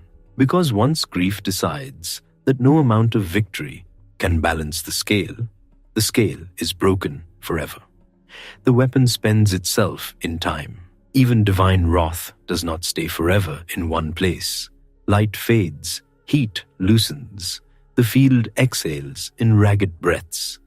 Men rise shakily, brushing dust from their hair and shoulders, looking around as if surprised to find themselves still among the living. But Ashwatthama is not cooled. Not really. The outer surge has passed. The inner one has only settled deeper. Late afternoon drifts toward evening. Shadows lengthen under wounded horses and broken chariots. The light turns amber through the dust, making the whole battlefield look painted in old copper and ash. Crows already circle above distant lines. Water skins are passed with shaking hands. Drums beat again, because war always resumes its ugly rhythm if given half a chance. And Ashwatthama keeps moving through it, with a face changed. Those who see him now see more than a warrior. They see a son after the message has landed. His jaw is set too tight. His eyes hold no space for ordinary thought. He is not only angry, anger still has edges. This is something more complete, something sealed. Kripa comes near him when he can. Old Kripa, spare as a reed and much harder, knows battle and loss better than most. He knows the smell of disaster when it begins to live in a man instead of merely passing over him. He says what can be said, that Drona was great, that he has gone to the realms won by warriors and sages. That rage must not make a second grave inside the sun. But words glance off. Ashwatthama hears them and does not receive them. The thing that has broken in him is not a thing language can mend before sunset. You can feel evening wind touch the skin at last, cooler by a breath or two. It brings no comfort, it only lifts fresh dust. Somewhere, priests in the rear camps are already preparing fires for the fallen. Somewhere, mothers and wives far from Kurukshetra do not yet know the shape of the hole opening in their homes. Here on the field, a sun rides through the remainder of the day with vengeance beginning to root. Not the quick vengeance of a duel, not the clean satisfaction of answer for answer. Something darker, something patient enough to wait for night. He sees Drishtadyumna and the Panchalas as a flame sees dry grass. He sees the Pandavas through the blur of betrayal. He sees Yudhishthira's truth bent into a blade. He sees Krishna's counsel behind it, whether clearly or as a suspicion that will thicken later. He sees the whole war rearranged around one unbearable image. Drona sitting down because he thought his son had gone ahead of him into darkness. That image will not leave. It lodges under the skin. It travels with him into dusk. The sun sinks red through the battlefield haze. Standards become black shapes against the west. The cries of handlers trying to gather frightened horses fade in and out. Somewhere, a kettle is set on a campfire, absurdly domestic, and the smell of boiling grain drifts for a moment through the ruin. Evening birds call from far-off scrub as if the world was still ordinary. You are very tired now, standing in that long light. Tired in the bones, tired in the ears from drums and shouting, tired in the mouth from dust. But Ashwatthama is past tiredness. Grief is carrying him where strength alone could not. He does not weep. That may be the saddest part. No collapse, no release, no softening. Only a deeper hardening, layer by layer, while the sun goes down on the day his father was tricked into letting go of the world. Night will come. Not yet. For now, stay with this last hour. The field smells of trampled grass, lamp smoke, and the first cool edge of evening. Armor straps are loosened. Wounded men call for water.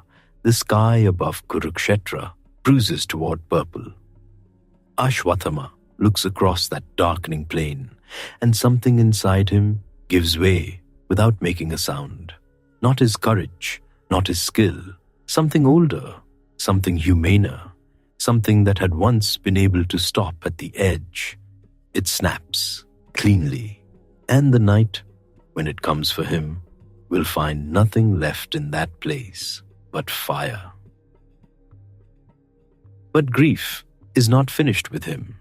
The sun goes down, and the most terrible decision waits for darkness. Evening drags itself over Kurukshetra like torn cloth. The field that roared all day now breathes in broken sounds. A horse somewhere, limping and confused. A wheel turning once in the wind. Distant jackals, already confident. The smell is ash, wet earth, old ghee from abandoned campfires, and the iron sting of war cooling at last. You can feel the cold arriving. It surprises you after so many days of heat. Duryodhana lies by the water, hidden among reeds and mud. The last great pillar of the Kaurava side, broken at the thighs and waiting for the end. Moonlight touches the lake in pieces. Around him gather the only 3 warriors still left to call his own. Kripa, lean and grave, carrying old discipline like a cloak. Kritavarma, tired-eyed, practical, smelling of leather, horse sweat, and long obedience. And Ashwatthama. Ashwatthama does not look like a man who has survived. He looks like a flame that forgot how to stop burning. His armor is dark with dust. His hair hangs loose. The jewel in his brow catches the moon and throws it back with a hard, uneasy gleam. His breathing comes fast, then slow, then fast again, as if his body itself cannot decide whether to fight, collapse, or shatter. He kneels beside Duryodhana. The king can hardly lift his head, but he knows that touch. He knows the son of Drona. And in that dim place, with marsh grass whispering and insects singing over ruin, the last loyalty between them tightens. Duryodhana has no softness left in him now, no broad speeches, no courtly pride, only bitterness, pain, and the stubborn ember that has carried him from boyhood. He speaks of the war as something already spent. He speaks of fathers gone, brothers fallen, dreams ground into mud. He speaks of Bhima's blow, low and forbidden. He speaks of unfairness as if the word itself were a blade he can still grip. Then he turns all of it into one last command. The Pandavas are not sleeping in peace tonight, he says. They must not wake to victory. If anything remains to be done for friendship, for loyalty, for the dead, do it now. Ashwatthama bows his head. That is the moment. Not when the camp is entered, not when the first tent flap lifts in the dark. Here, beside the lake, beside the dying king, beside the friend who honored him when the world honored princes first and everyone else later. Ashwatthama's grief finds a shape. And once grief finds a shape, it becomes dangerous. The night wind moves over the reeds. It smells of mud and crushed grass. Duryodhana's breath rasps once, twice. Kripa watches without blinking. Kritavarma says very little. He has the look of a man who knows exactly how bad an idea this is, and also knows that bad ideas do not ask permission. Ashwatthama rises. He swears that before dawn, the enemy camp will drown in mourning. No one cheers. There is no triumph left for that. Only movement. Only decision. The 3 climb into their chariot and leave the lake behind. The wheels turn softly over rutted ground. Broken shafts lie half buried in dust. Tattered banners drag across the earth like exhausted birds. Above them, the sky has turned clear and black, and the stars look far too calm for what men do beneath them. You ride with them into that dark. The wind bites now. Your hands would be cold on the chariot rail. The leather straps are stiff with dried sweat. Somewhere off the road, a cremation fire still burns, low and orange, and the smell of sandalwood fights a losing battle with smoke. No one speaks for a long time. Kripa finally does. He's old enough to know the taste of endings. He reminds Ashwatthama that rage is a fast horse with no respect for cliffs. He says the war is done. What remains should be endured, not worsened. He says that to strike sleeping men is not the way of warriors. Kritavarma adds his own caution, quieter but no less firm. They can flee, they can survive. Dawn will come, whether or not they stain it further. There are forests still standing, kingdoms still far away, hermitages where swords are unwelcome and memory arrives more slowly. Ashwatthama hears them and does not hear them. His father's face keeps rising before him. Drona sitting down amid the dust. Drona asking for truth. Drona believing the word because it came from the one man whose truth had always held. Drona laying aside his weapons, not from weakness, but from heartbreak. Then the rush, the treachery, the end. Ashwatthama's jaw tightens until the muscles jump. He tells them that rules are already Ash. He tells them the enemy did not remember fairness when Abhimanyu was surrounded, when Drona was broken by deceit, when Duryodhana was struck below the waist. He says the night itself has chosen. He says vengeance is all that remains. Kripa exhales through his nose. That little sound says everything. A man can know a cliff is there. He can point to it. He can even describe the rocks below. And still, the other man keeps walking. The chariot rolls on. Midnight grows deeper. The road passes through scrub and sparse trees. An owl calls once from somewhere ahead, low and hollow. Then again, the horses flick their ears. Ashwatthama raises a hand. They stop beneath a great banyan whose roots hang like dark ropes in the moonlight. For a while, they simply listen. Leaves stir overhead. Branch rubs branch. There is the dry whisper of feathers. Then you see it. High in the tree, where dozens of crows sleep packed together in black, ruffled clusters, an owl glides in without a sound. One pale shape, one curved beak, two gold eyes that catch moonlight like coins. The crows do not wake in time. The owl moves among them with the terrible ease of something made for darkness. A flutter, a fall, another. One crow drops through the leaves and lands in the dust with a soft thud. Another follows. A third stirs too late and is taken in the confusion. No grand cry, no battle, just sleep, broken by precise ruin. You are standing under the tree now, in that cold patchwork of moon and shadow, and the image lodges inside the chest. Ashwatthama stares upward as if the night itself has bent close to advise him. That is all he needs. He turns to Kripa and Kritavarma, with eyes lit from somewhere harsh and inward. He points to the branches. He says that daylight belongs to crows, to numbers, to noise, but night belongs to the owl. The strong do not always win by trumpet and banner. Sometimes they come silent. Kripa does not like it. You can feel that in the stillness around him. But omen and grief together are a difficult pair to wrestle.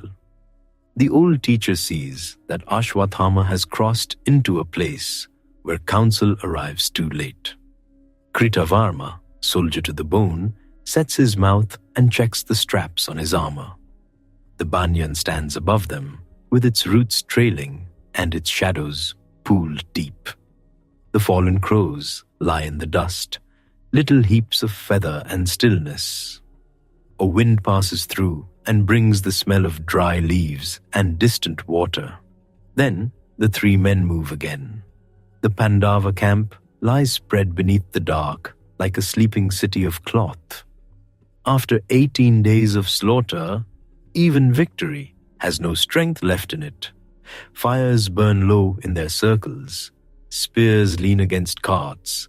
Chariots stand with wheels mud-caked and splintered. Horses doze with lowered heads. Men who survived the sun have finally surrendered to sleep, and sleep takes them heavily, like a debt being collected. This is the false mercy of exhaustion. You can see it from a rise before the camp. Rows of tents, faint embers, a drifting strand of incense from some priest's corner. The smell is surprisingly gentle here. Smoke, old rice, damp canvas, medicated oil rubbed into aching shoulders before men collapsed onto blankets. The war has paused just enough to imitate peace. Ashwatthama stands looking down. His breathing steadies. That is worse. Fury that shakes can still be interrupted. Fury that goes still has chosen its work. Kripa tries one last time.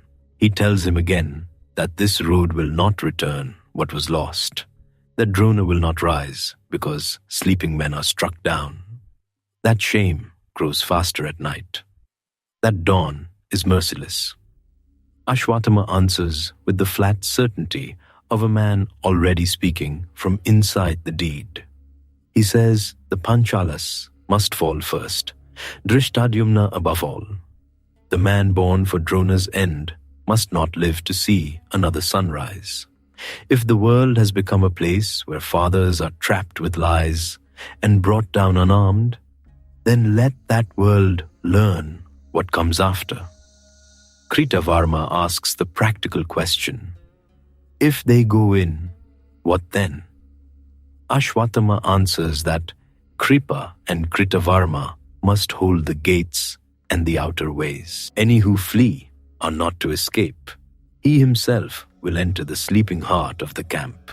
Simple plan, terrible plan, the kind men make when there is nothing left in them but purpose. They descend. The ground near the camp is churned flat by days of wheels and hooves. Dust rises at each step, cool now and faintly damp with night dew. The sentries, if any remain awake, are few and dulled by relief. Victory is a dangerous sedative. One army has lost, the other has survived. Men begin to behave as if sunrise is guaranteed. Not tonight. At the entrance, Ashwatthama pauses. Something is there, a presence vast and waiting, as if darkness has gathered itself into a form. The air changes first, warmer, then colder. The horses shy and snort foam. The hairs on the arm lift. In the gloom before the gate stands a being too immense for easy sight. Blazing and shadowed at once, wrapped in skins, ringed with serpentine power. Eyes upon eyes gleaming where no mortal face should carry them. Ashwatthama's hand goes to his bow. He looses arrows. They vanish. He invokes greater force. That too is swallowed, quiet as rain falling into a deep lake. The figure does not move aside. Moonlight trembles on metal. The smell of wild things fills the air suddenly. Forest bark after rain, smoke from sacred fires, and that sharp mountain scent that comes before storm. Kripa and Kritavarma feel it too. Their mouths close, their hands lower, not from surrender, but from awe. Ashwatthama understands. This is no ordinary guardian, no mortal soldier keeping watch over canvas and kings. This is the Lord who haunts cremation grounds and dances where endings begin. Shiva, terrible and still. For a heartbeat, one heartbeat, another path opens. He could turn back, he could fall at that threshold and let the night pass over him. He could read refusal as mercy, but grief is stubborn, pride is worse, and the mind, once bent around revenge, sees blessing wherever it wants permission. Ashwatthama descends from the chariot. He lays aside weapons. He bows. He gathers himself for worship there at the edge of disaster, in the dark between campfires and stars. No temple bell sounds. No priest arranges flowers. Only wind, dust, and the hush of sleeping armies. He offers praise with a voice gone rough from smoke and sorrow. He calls to the wild god by all the names that carry ruin and protection together. He offers not comfort, not peace, but himself, his breath, his body, his will. The night listens. The branches listen. Somewhere a torch gutters and sends up a thread of black smoke. You are so close now, you can smell the singed ghee from a nearby lamp. the medicinal herbs drying outside a healer's tent, the sweat soaked into Ashwatthama's wrist guards. Then the presence changes, not softer, never soft, but open. The terrible figure before the gate lets the moment turn. It is as if the dark itself nods. Ashwatthama feels power flood him like fever. Not calm, not wisdom, something far more dangerous, permission. He lifts his weapons, the way clears. Kripa says nothing after that. What is left to say when a man believes a god has stepped aside for him? Kritavarma moves to one side of the camp, Kripa to the other. Their task is grim and narrow now. Hold the paths, seal the exits, keep the night from leaking into mercy. Ashwatthama enters alone. Inside, the camp is a forest of shadow. Tent ropes brush his legs. Standards hang limp. Armor rests in stacks near sleeping mats. The embers of cook fires glow like half-closed eyes. Men lie sprawled with the boneless heaviness of total exhaustion. One arm flung out, one sandal still on, a cup overturned nearby, a bandage loose at the shoulder. Some have fallen asleep, still smelling of horse and dust. Some of sesame oil. Some of medicine, bitter and green. You hear the little sounds first. Someone snoring softly, someone murmuring in a dream. Canvas tapping against a pole. The faint clink of ornaments when a sleeper rolls once and settles. That is what makes it terrible. Not trumpet, not charge. Domestic sounds in a place that stopped being domestic long ago. Ashwatthama walks through it like a man moving underwater. Everything seems slowed and sharpened at once. He is searching for one tent, then another. The Panchala commanders, Drishtadyumna, Shikandin, those bound to his father's fall. He finds Drishtadyumna first. The son of Drupada sleeps not in royal ease, but in the heavy collapse of a man spent by war. Weapons lie close, though not close enough. Ashwatthama stands over him a moment, chest heaving, seeing not one man, but several shadows layered together. Drupada's sacrificial fire. Drishtadyumna, born for a single purpose. Drona seated in grief. Drishtadyumna rushing forward at the end. Then vengeance descends. Drishtadyumna wakes into hands and pressure, and the black confusion of being torn out of sleep before thought can form. He struggles. Of course he does. He asks, breathless and broken, for the death of a warrior. Not this, not here, not like an animal pinned in the dark. Ashwatthama refuses him. He gives him no clean battlefield ending, no conch, no witness, no sunlight on armor, only the raw answer of a son who thinks fairness ended with his father. The tent shudders, then stills. Outside, a horse lifts its head and snorts. Somewhere farther off, a sentry half wakes, hears nothing clear, and settles again. That is how nightmares work.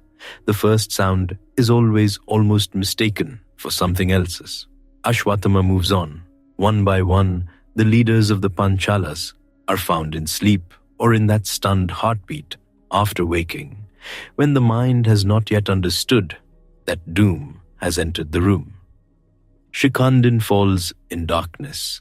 Yudamanyu. Uttamaujas. Warriors who spent years under banners, in vows, in firelit councils, now overtaken in blankets and shadow, before their weapons can remember their hands. The camp begins to stir. Not fully, not at once.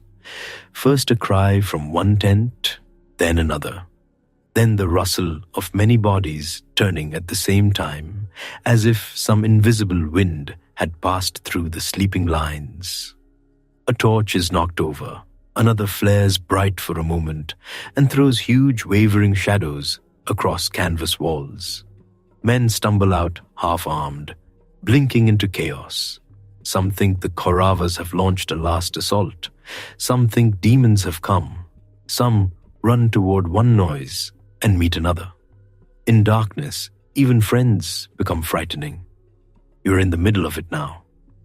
The smell hits harder as confusion rises. Smoke from overturned lamps, trampled grass, sweat waking on frightened skin, the bitter sting of medicated paste crushed underfoot. Men shout names. No one knows where the danger truly is. Horses strain at their tethers. Elephants rumble in their sleep, then lurch up in panic, chains clanking. Ashwatthama seems everywhere.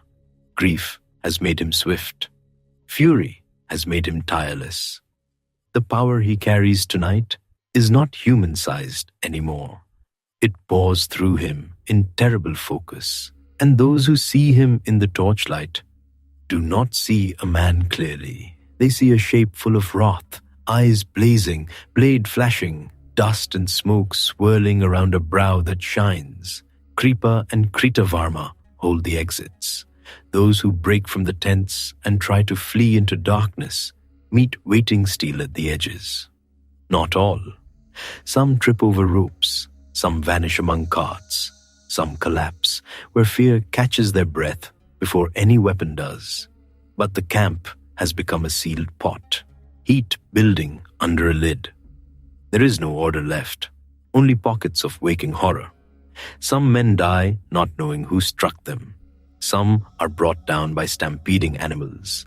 Some, in the dark, strike at their own companions. That is the special cruelty of night battle. Day at least offers faces. Night takes even that small mercy away.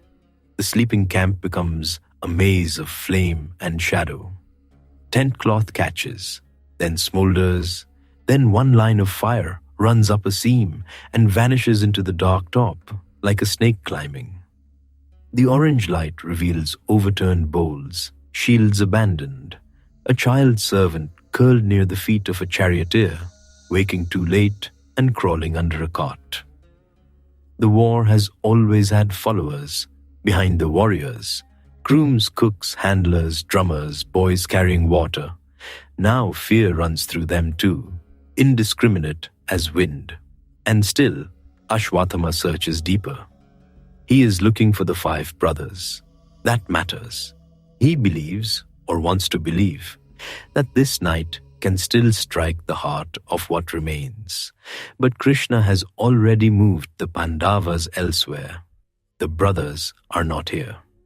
Fate, for once, has shifted the sleeping arrangements, and history turns on such strange little acts. One mat laid in another shelter, one charioteer redirected, one insistence that seems unnecessary until the moon is high. So the ones Ashwatthama finds instead are the sons of Draupadi, young men but still sons.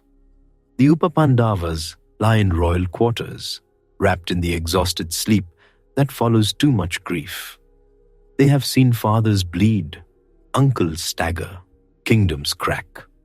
They are not children. But next to the age of the war itself, they are still very young. Ashwatthama enters their shelter. For an instant the torch outside flares and the light touches sleeping faces. There is a cruel resemblance in rest, a tilt of a jaw, the line of an arm, the nearness of weapons and noble bedding. Whether in confusion, frenzy, or determined blindness, he takes them for the Pandavas, and the night takes them.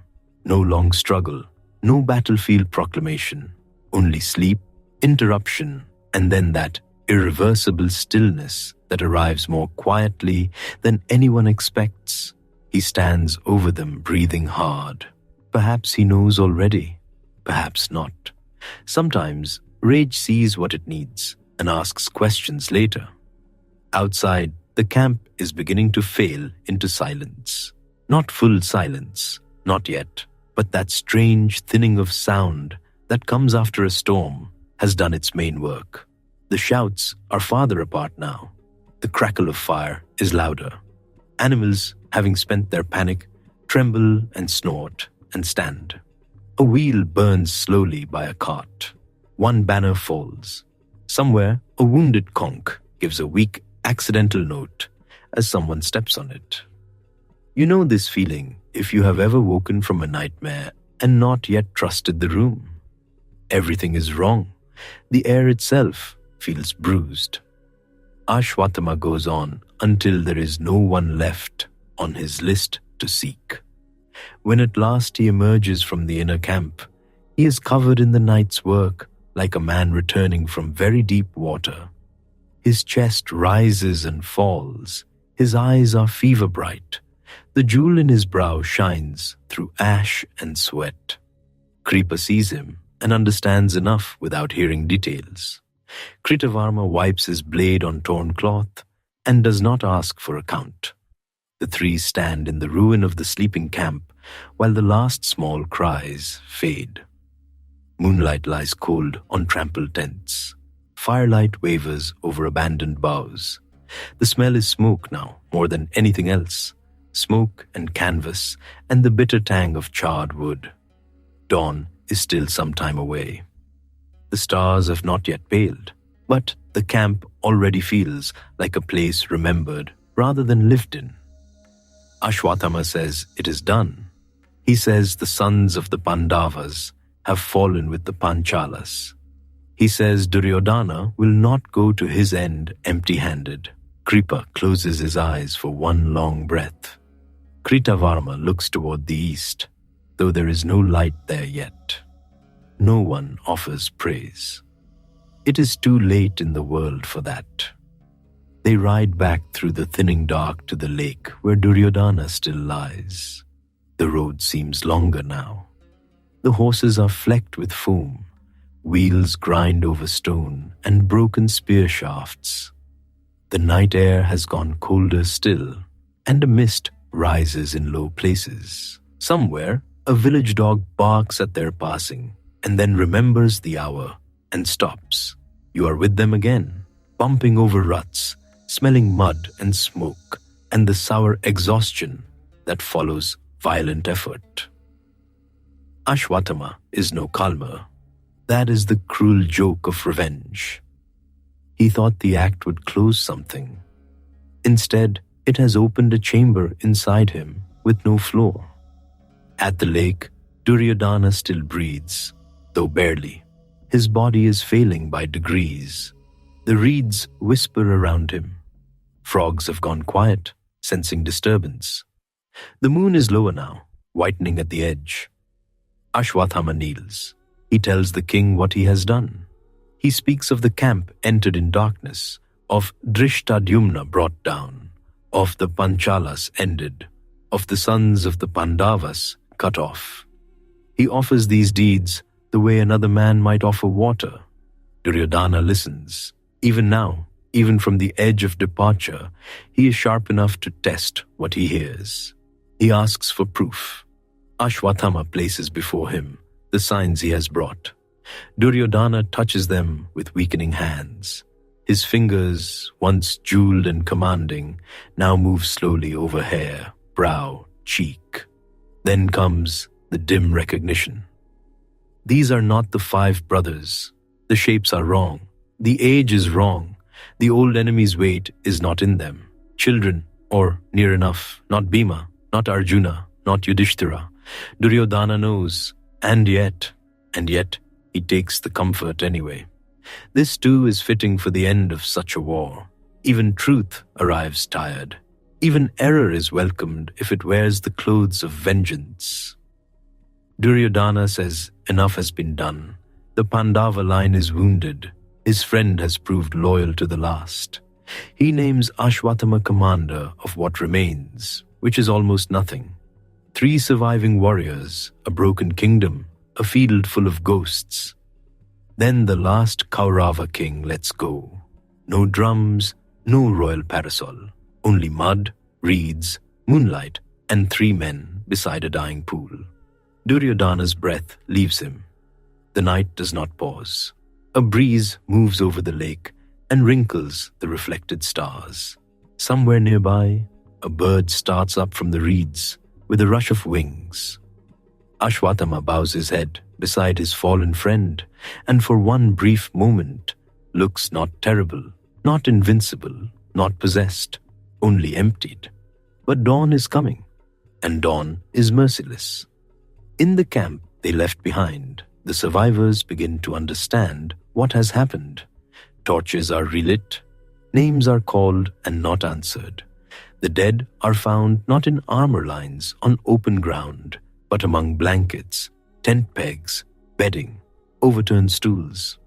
Men who survived the 18-day war now sit in the ash of one final night and stare as if the world has become unrecognizable. Word travels fast when grief carries it, not by trumpet, by shock. A groom runs, a servant stumbles, a charioteer finds a commander and cannot form the first sentence properly.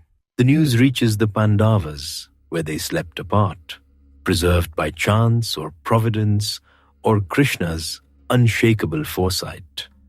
They come back into the grey before sunrise. The sky is turning from black to indigo. Smoke hangs low over the camp and smells sour in the damp air. Crows have not yet begun their morning noise. Even they seem to wait.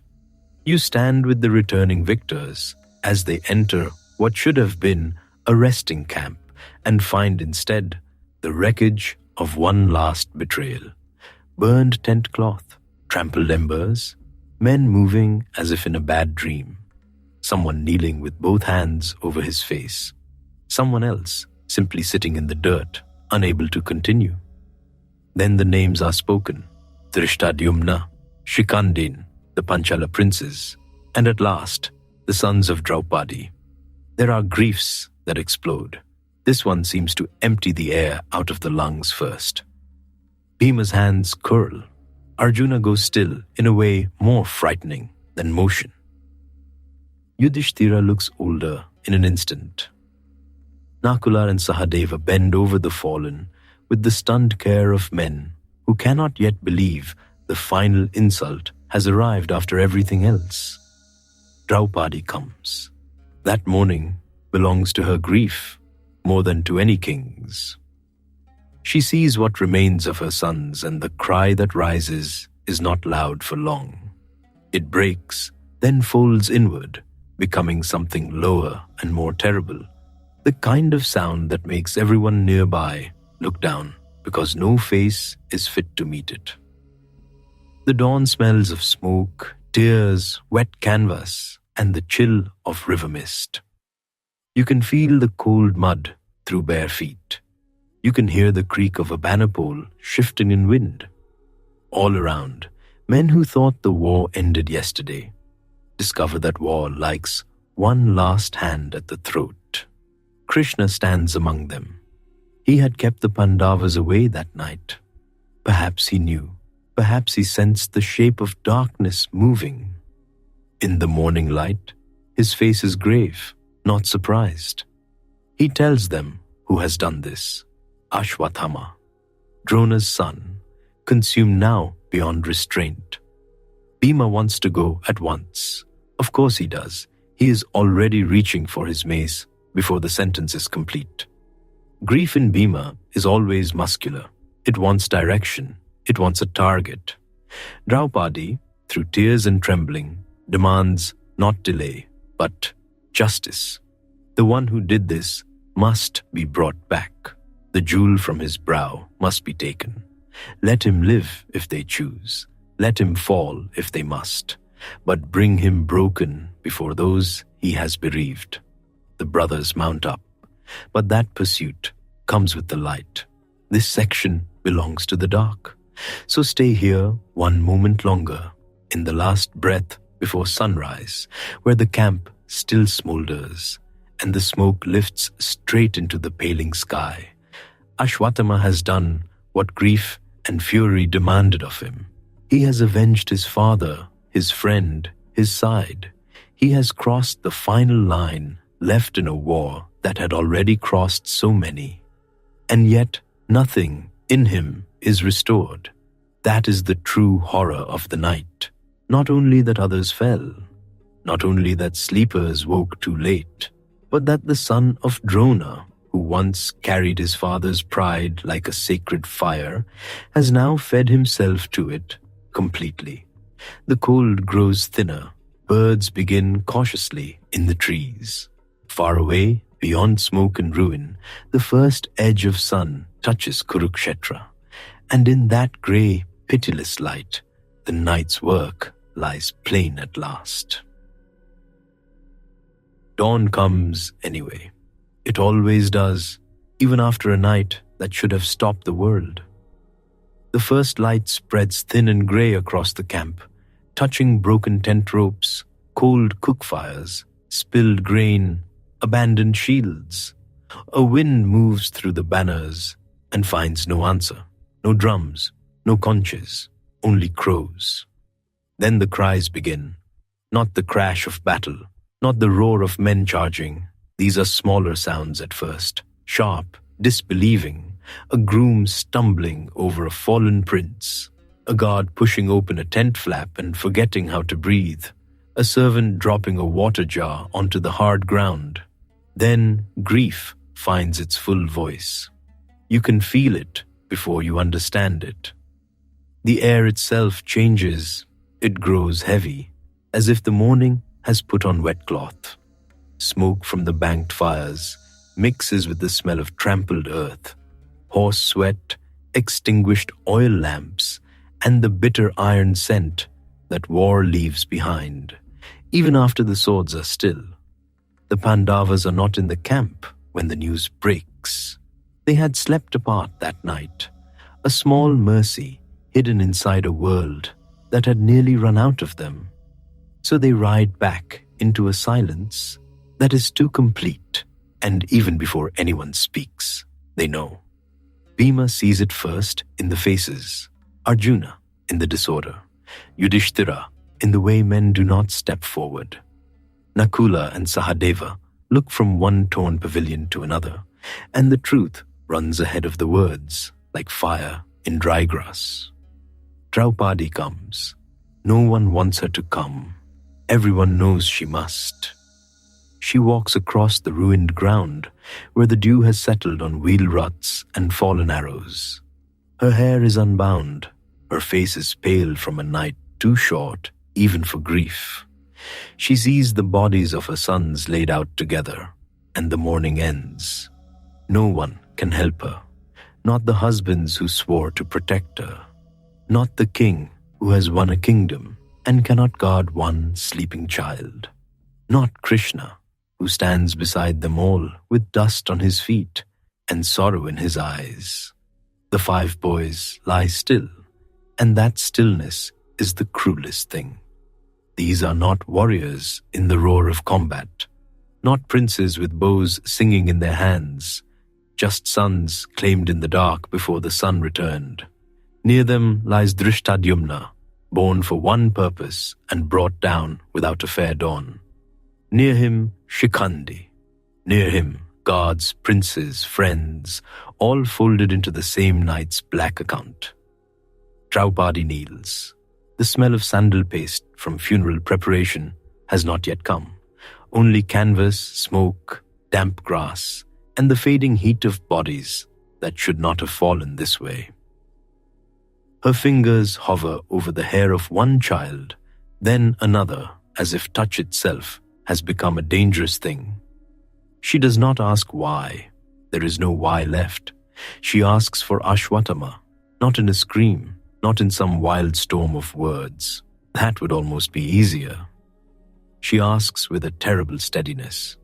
She wants the jewel from his forehead, that birth gem he carried from the beginning, bright with protection and pride. She wants it taken. She wants him brought low. She wants some sign, however small, that the world has not completely given itself over to madness. Bhima needs no second invitation. He is already turning, already calling for horses, already a storm inside skin. If grief could wear arms and climb a chariot, it would look like Bhima in that moment. Arjuna comes with him. Krishna mounts too. The morning is hardly begun when the pursuit tears out from camp, Wheels grind over hard ground. Harness bells shake. Dust rises gold in the newborn sun. Behind them, the cries of the camp continue, softer now only because distance is merciful. You are riding with them, and the wind cuts the wetness from your eyes. The road runs toward the hermitage, where sages keep their fires, and the world still pretends, for a few breaths, that peace can exist. Trees lean over the path, birds startle upward, monkeys chatter and then go quiet at the thunder of chariot wheels. The smell changes as they leave the camp behind. Less smoke, more river mud, wild neem, crushed leaves heating under the sun. Bhima wants speed. Krishna wants certainty. Arjuna wants the man.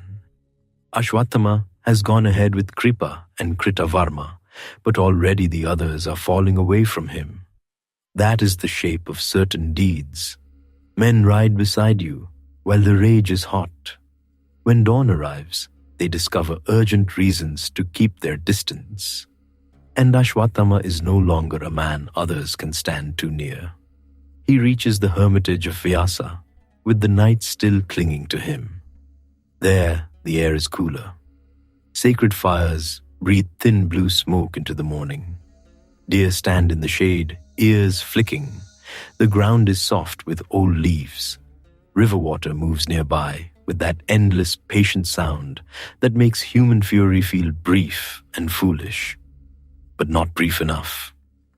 Ashwatthama stands beneath the trees like someone who has outrun his body, but not his mind.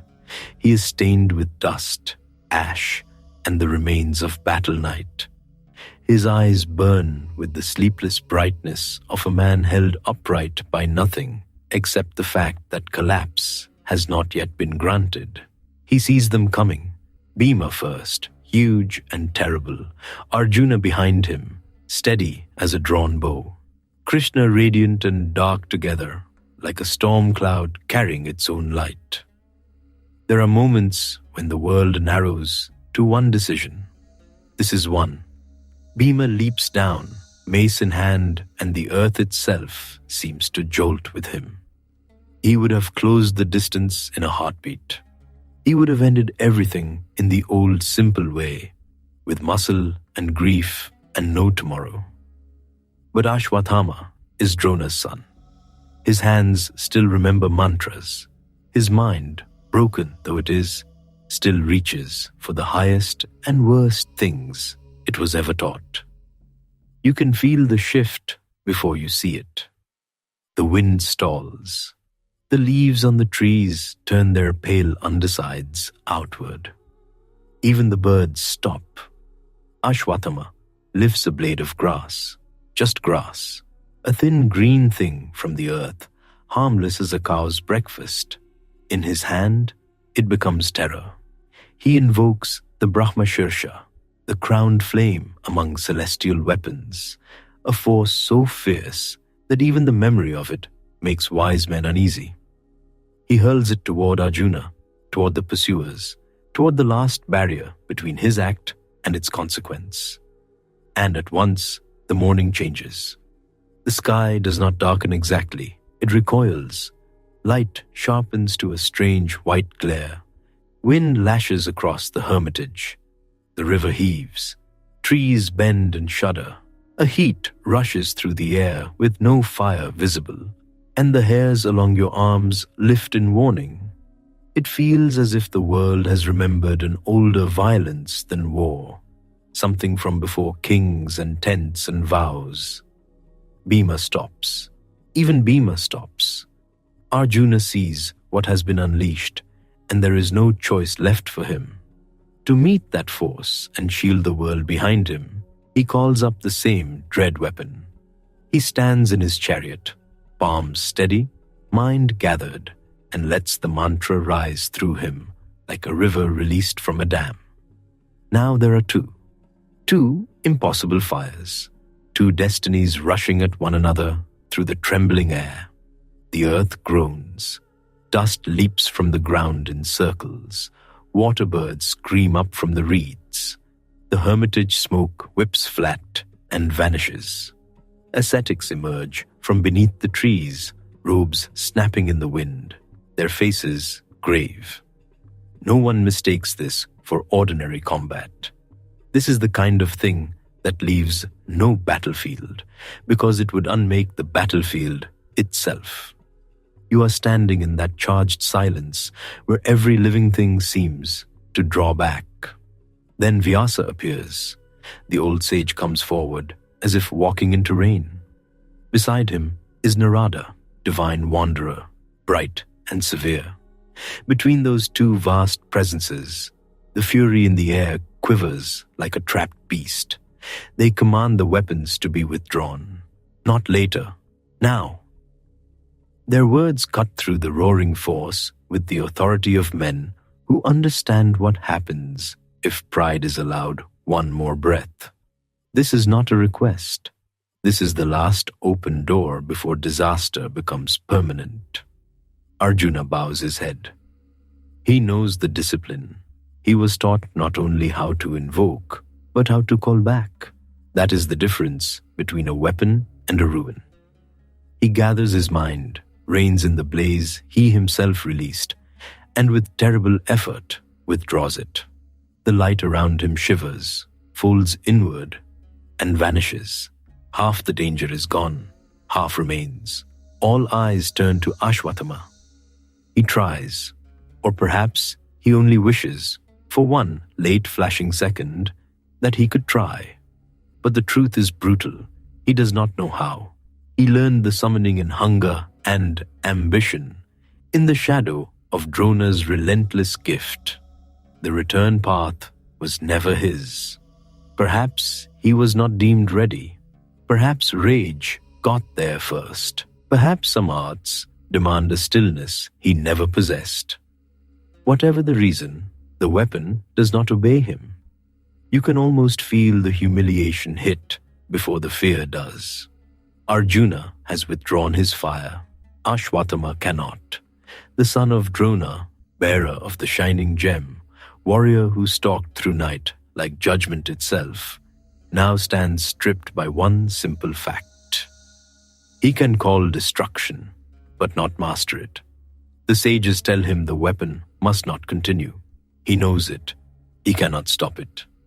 Then panic, that ugly quick counselor, reaches into the hollow place grief has made and finds spite waiting there.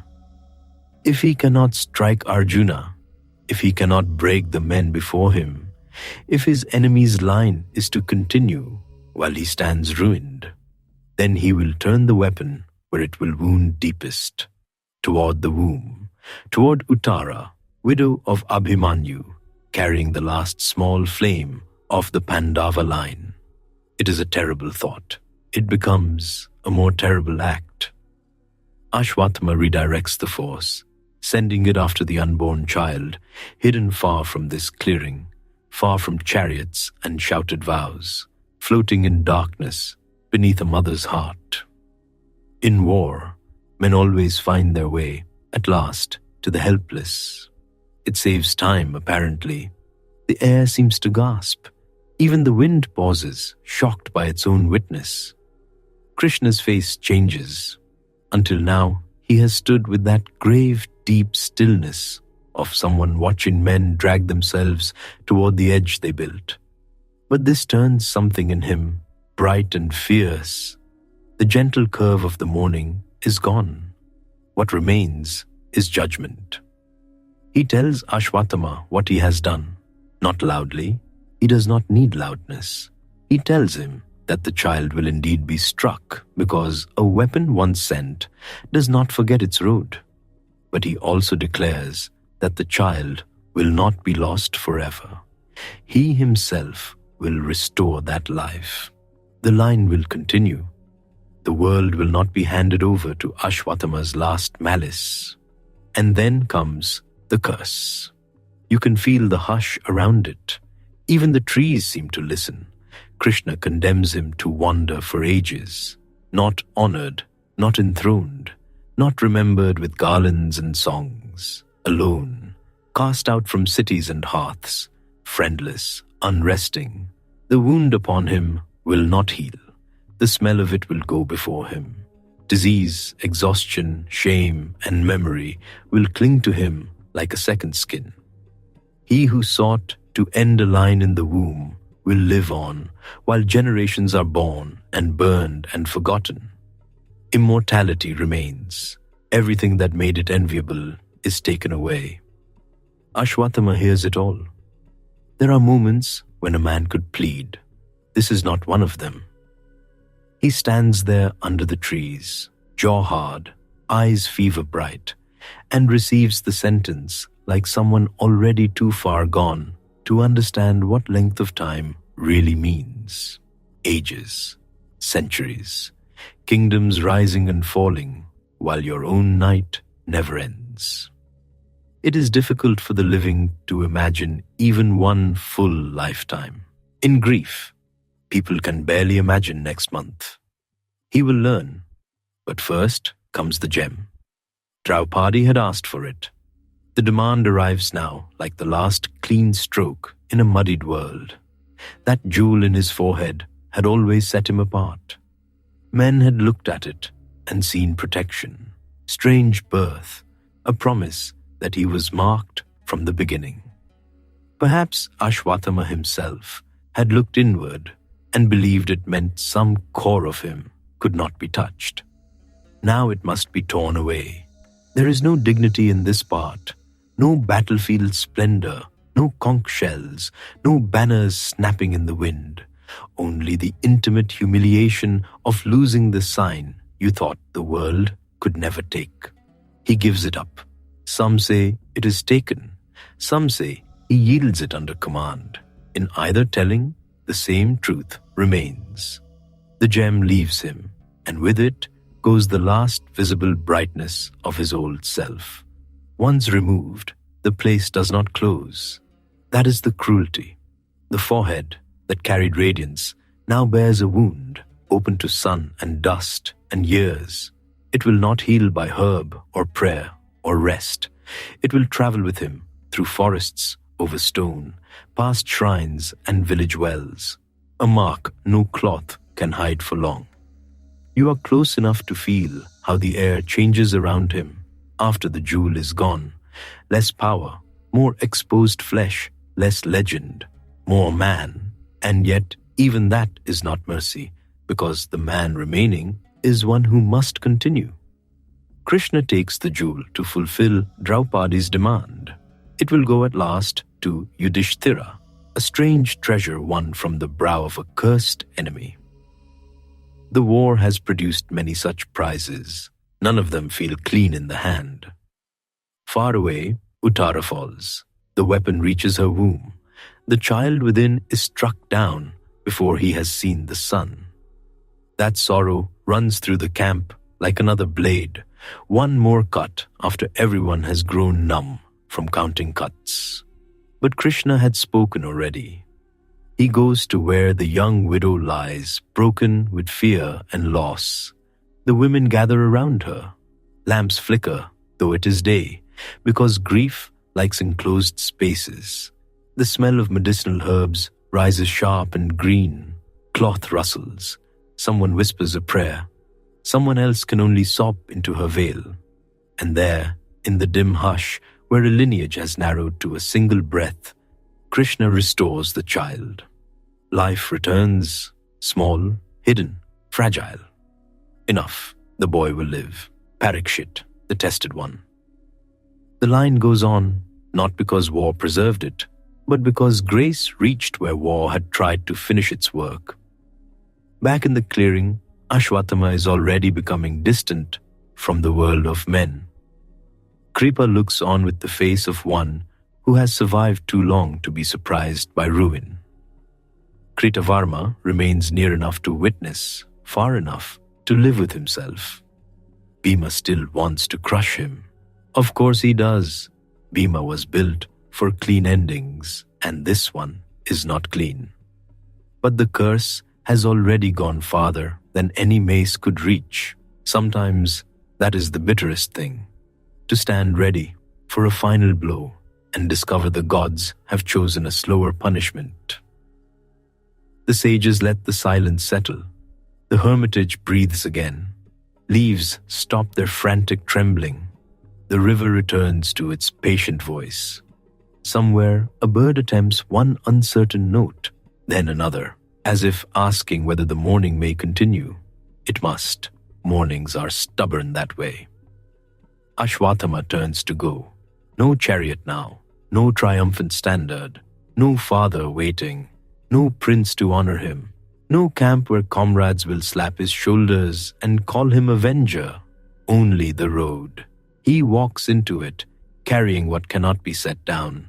His father's fall, Duryodhana's last breath, the sleeping sons of Draupadi, the unborn child he tried to erase, the jewel gone, the wound open, the curse unfolding invisibly around him, like heat above a summer road. You watch him leave through the trees. Sunlight catches on the edges of leaves and misses him entirely. The forest seems unwilling to claim him, yet unwilling to refuse him. He's already becoming one of those beings travelers speak of softly at wells after dusk.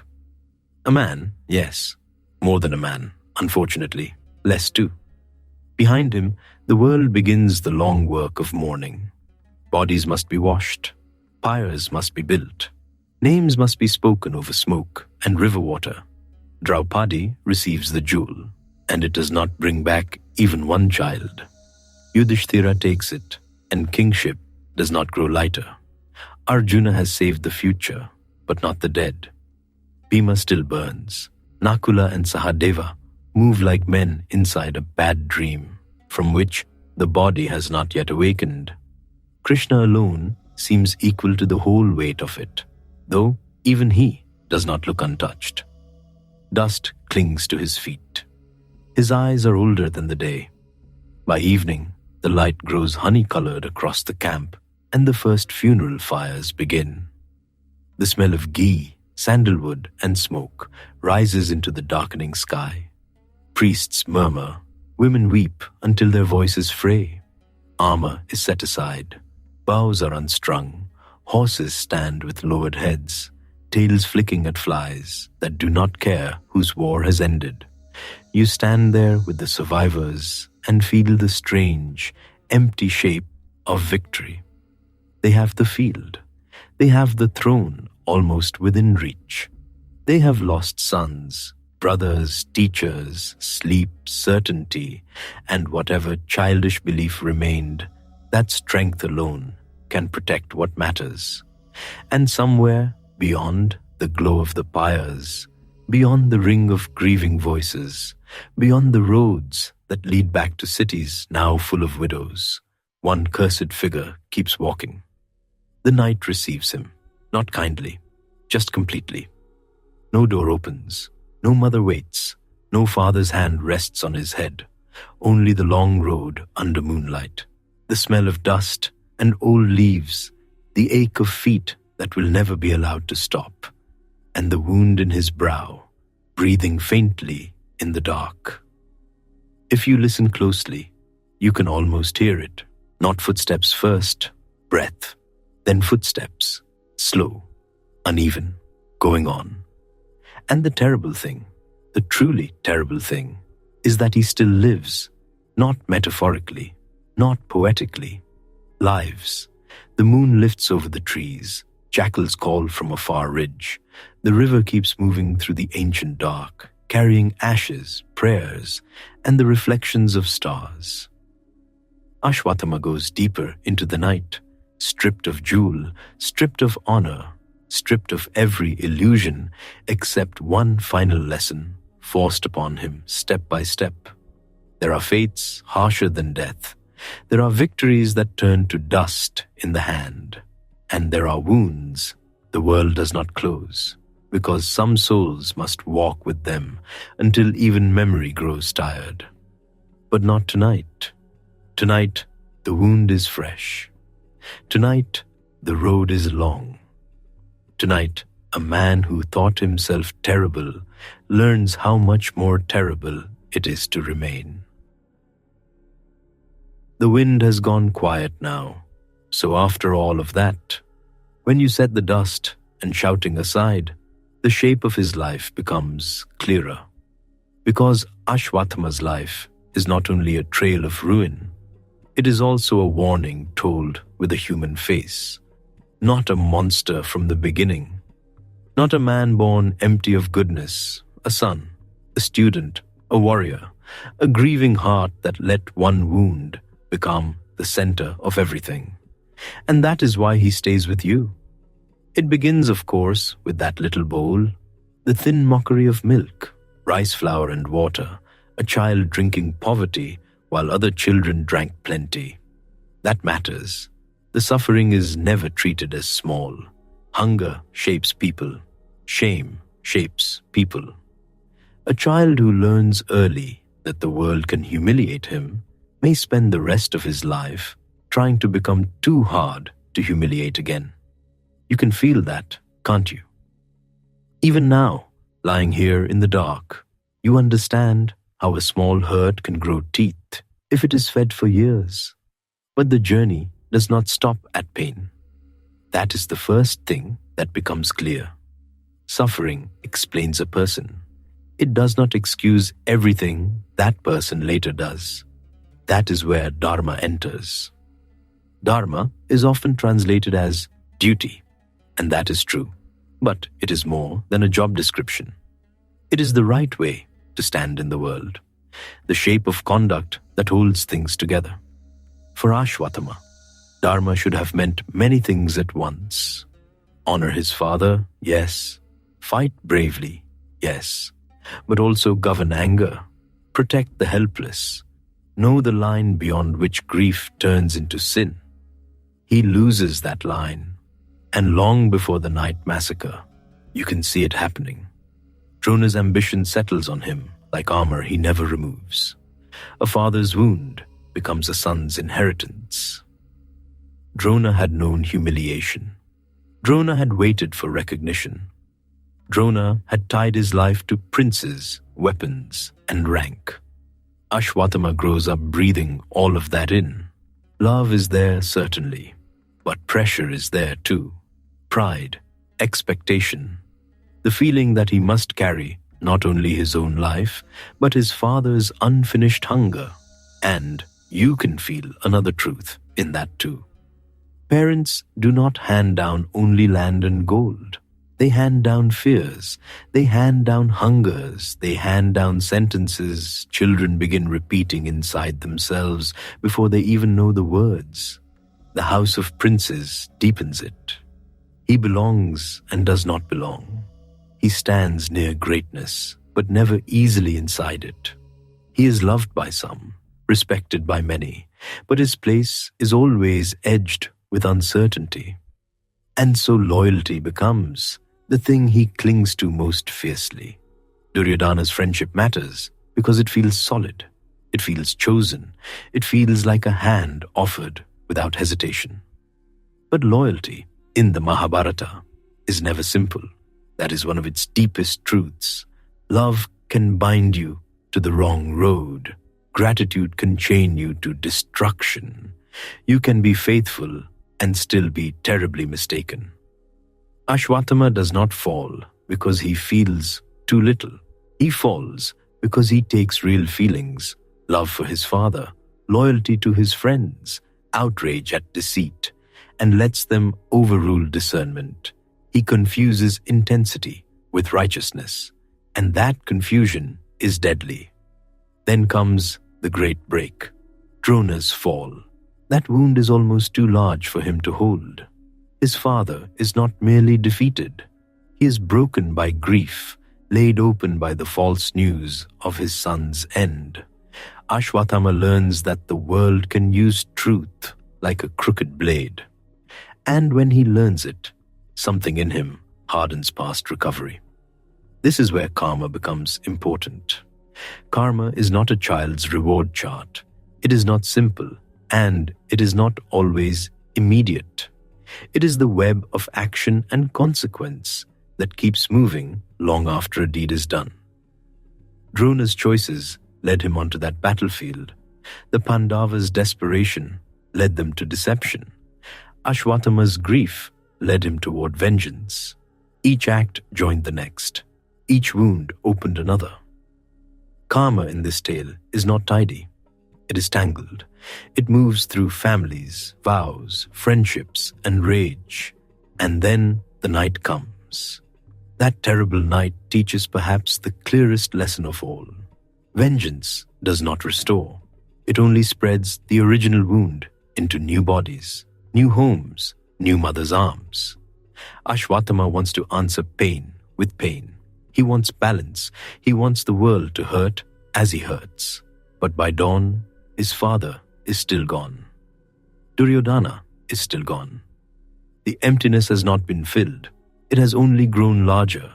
That is why the old storytellers linger there. They want you to see that anger always promises completion. It promises relief. It says, do this one thing, strike this one blow, and the fire inside you will finally go out. But anger lies. It burns the hand that carries it. And when Ashwatthama releases the final weapon and cannot call it back, the teaching becomes even sharper. Power without inner steadiness is ruin. This is true for warriors, kings, sages, anyone. A divine weapon in an undisciplined heart is only disaster waiting for a moment. He had strength, he had training, he had terrible force. But he did not have mastery over himself. And without that, power becomes self-destruction, wearing a crown. Then comes the curse. And this is where the story grows very quiet and very wise. Ashwatthama does not receive the mercy he imagined survival to be. He is not granted heroic remembrance or peaceful old age, or even the clean finality of a warrior's fall. He must continue, age after age, memory intact, rest denied. Immortality here is stripped of glamour. The storytellers are saying something profound. Endless life is no blessing if the mind remains chained to hatred and regret. To live forever without peace is its own kind of naraka, its own living hell. A wound that never closes is not victory. It is bondage. And beneath all of this moves Maya. Maya is the illusion that the surface thing is the whole thing. That status will save you. That weapons will save you. That revenge will save you. That if you can only make the outer world kneel, the inner storm will settle. Ashwatthama lives inside that illusion for too long. He believes strength can protect him from sorrow. He believes retaliation can restore meaning. He believes survival itself is enough. The curse tears that illusion away. So what remains after everything when the smoke is gone and the field is quiet? This. Pain is real, but it must not become your identity. That is the heart of Ashwatthama's long ruin. He is unforgettable, not because he could not die, but because he stopped being larger than his wound. He let grief name him. He let rage steer him. He let one terrible loss become the shape of his whole self. The old storytellers wanted you to remember that this is always the danger, not only on battlefields, in homes, in families, in the silent chambers of the heart. You are hurt, then you cling to the hurt. Then, slowly, you begin to call it me. Ashwatthama shows where that road leads, and he also shows, by contrast, what Dharma asks instead. Feel grief fully. Honor love fully. Mourn what is gone, but do not hand your whole soul to anger. Do not worship the wound. Do not build your identity around the worst thing that happened to you. Because the moment pain becomes your only name, peace begins to move away. And that is why this ancient figure keeps walking through memory, not as a puzzle, not as a spectacle, as a warning wrapped in sorrow. A man who had brilliance, training, birth gifts, ferocity, devotion, and lost the center that could have guided them all. So you can close his tale gently now. The bowl is empty. The weapons are silent.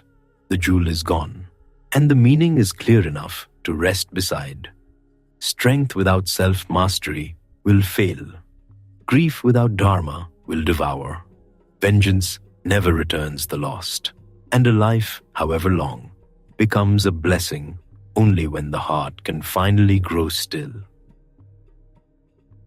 And after the curse, after the cries, after the kingdoms fall silent, one pair of footsteps keeps going.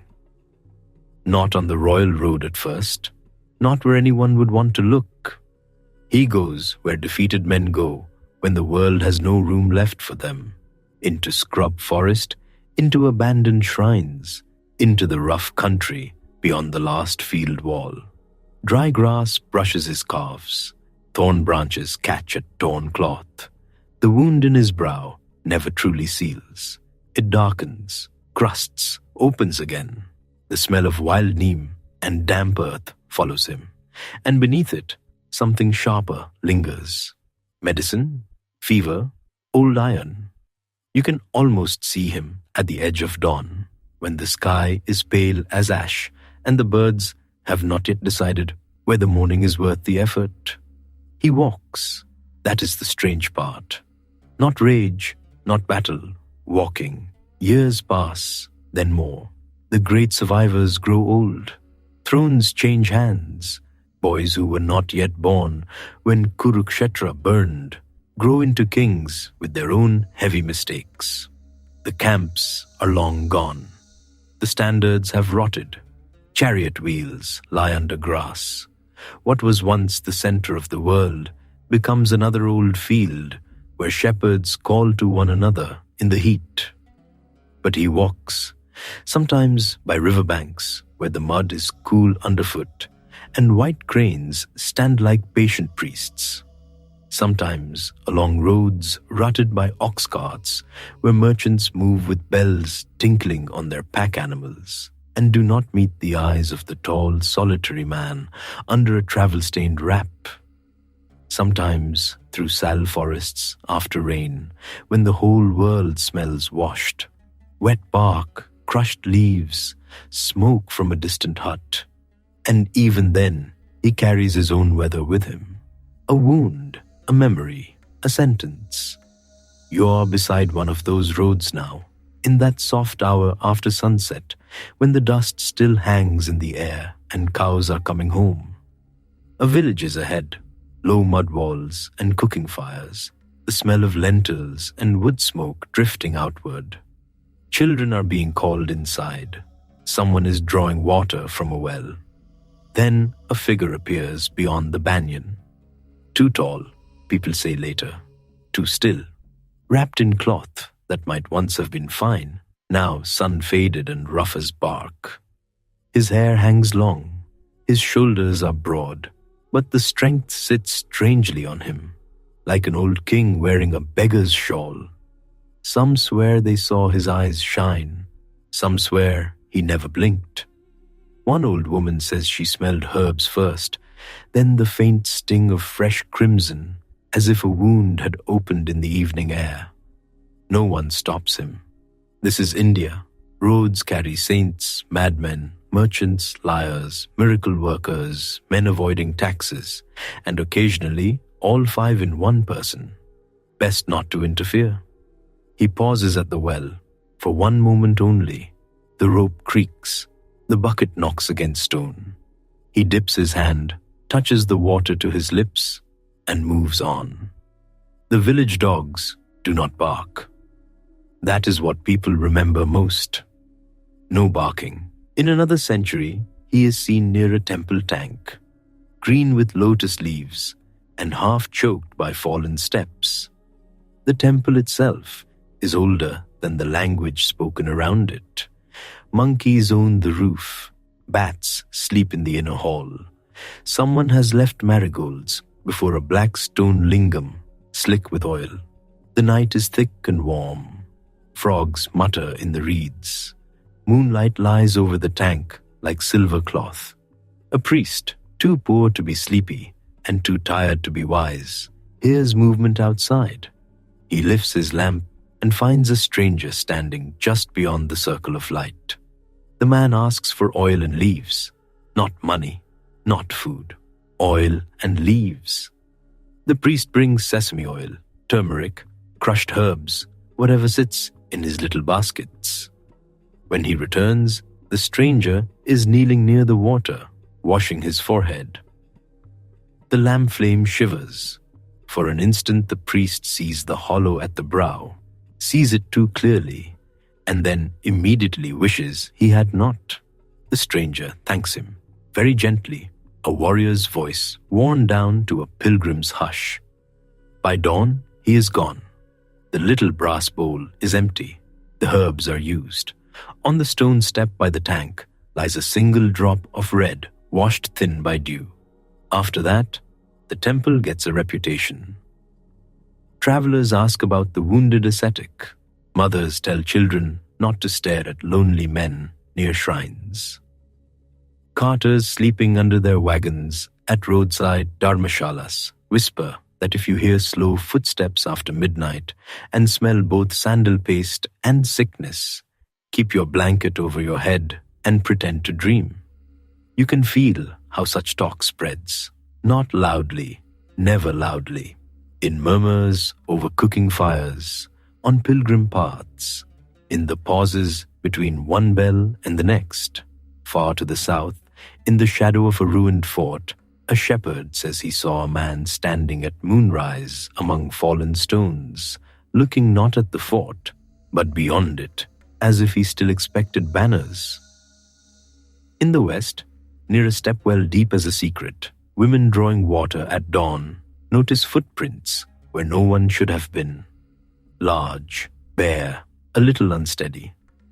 In the north, in cedar air sharp enough to wake every sleeping bone, hunters claim a stranger crossed their path just before snow, moving without cloak or complaint, leaving no steam at his mouth.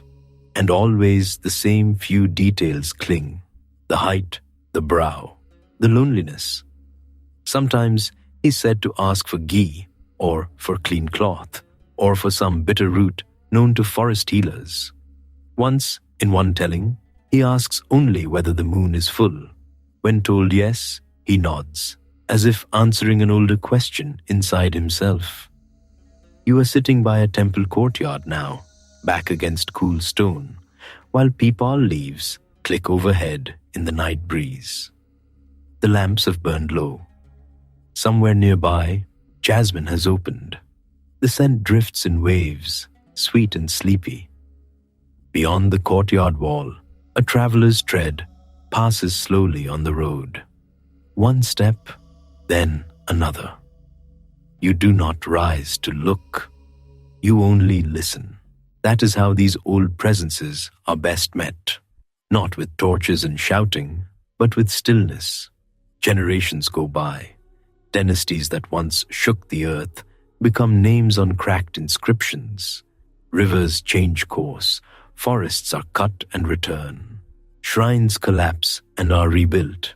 Kings pour wealth into stone and watch it fade under moss. New languages bloom over old ones like vines over brick.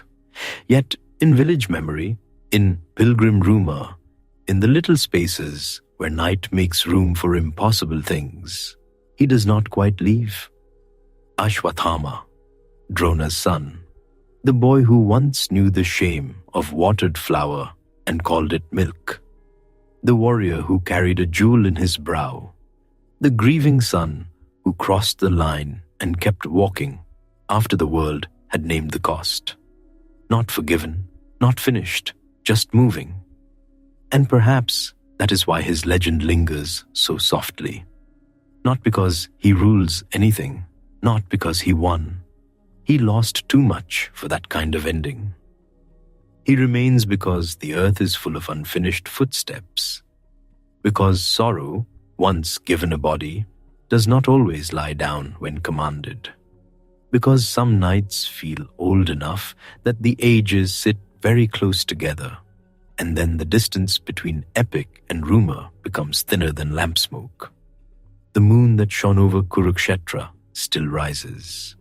It shines on temple domes and flooded rice fields, on jackals slipping through scrub, on broken palace walls, on long roads silvered after rain. It shines on the Ganga, moving past ghats where ashes scatter and bells ring for dawn. It shines on lonely tanks filmed with lotus leaves. It shines on forests where owls turned their round heads and watched the dark. And somewhere under that same patient moon, they say, a solitary man still walks. His pace is neither hurried nor slow. His shadow is long. The night makes room for him. You can almost hear it now, the soft press of bare feet on dust, then stone, then fallen leaves, a faint rustle of cloth, the far-off drip of water into a temple tank, wind in the neem branches, one bell struck somewhere beyond sight.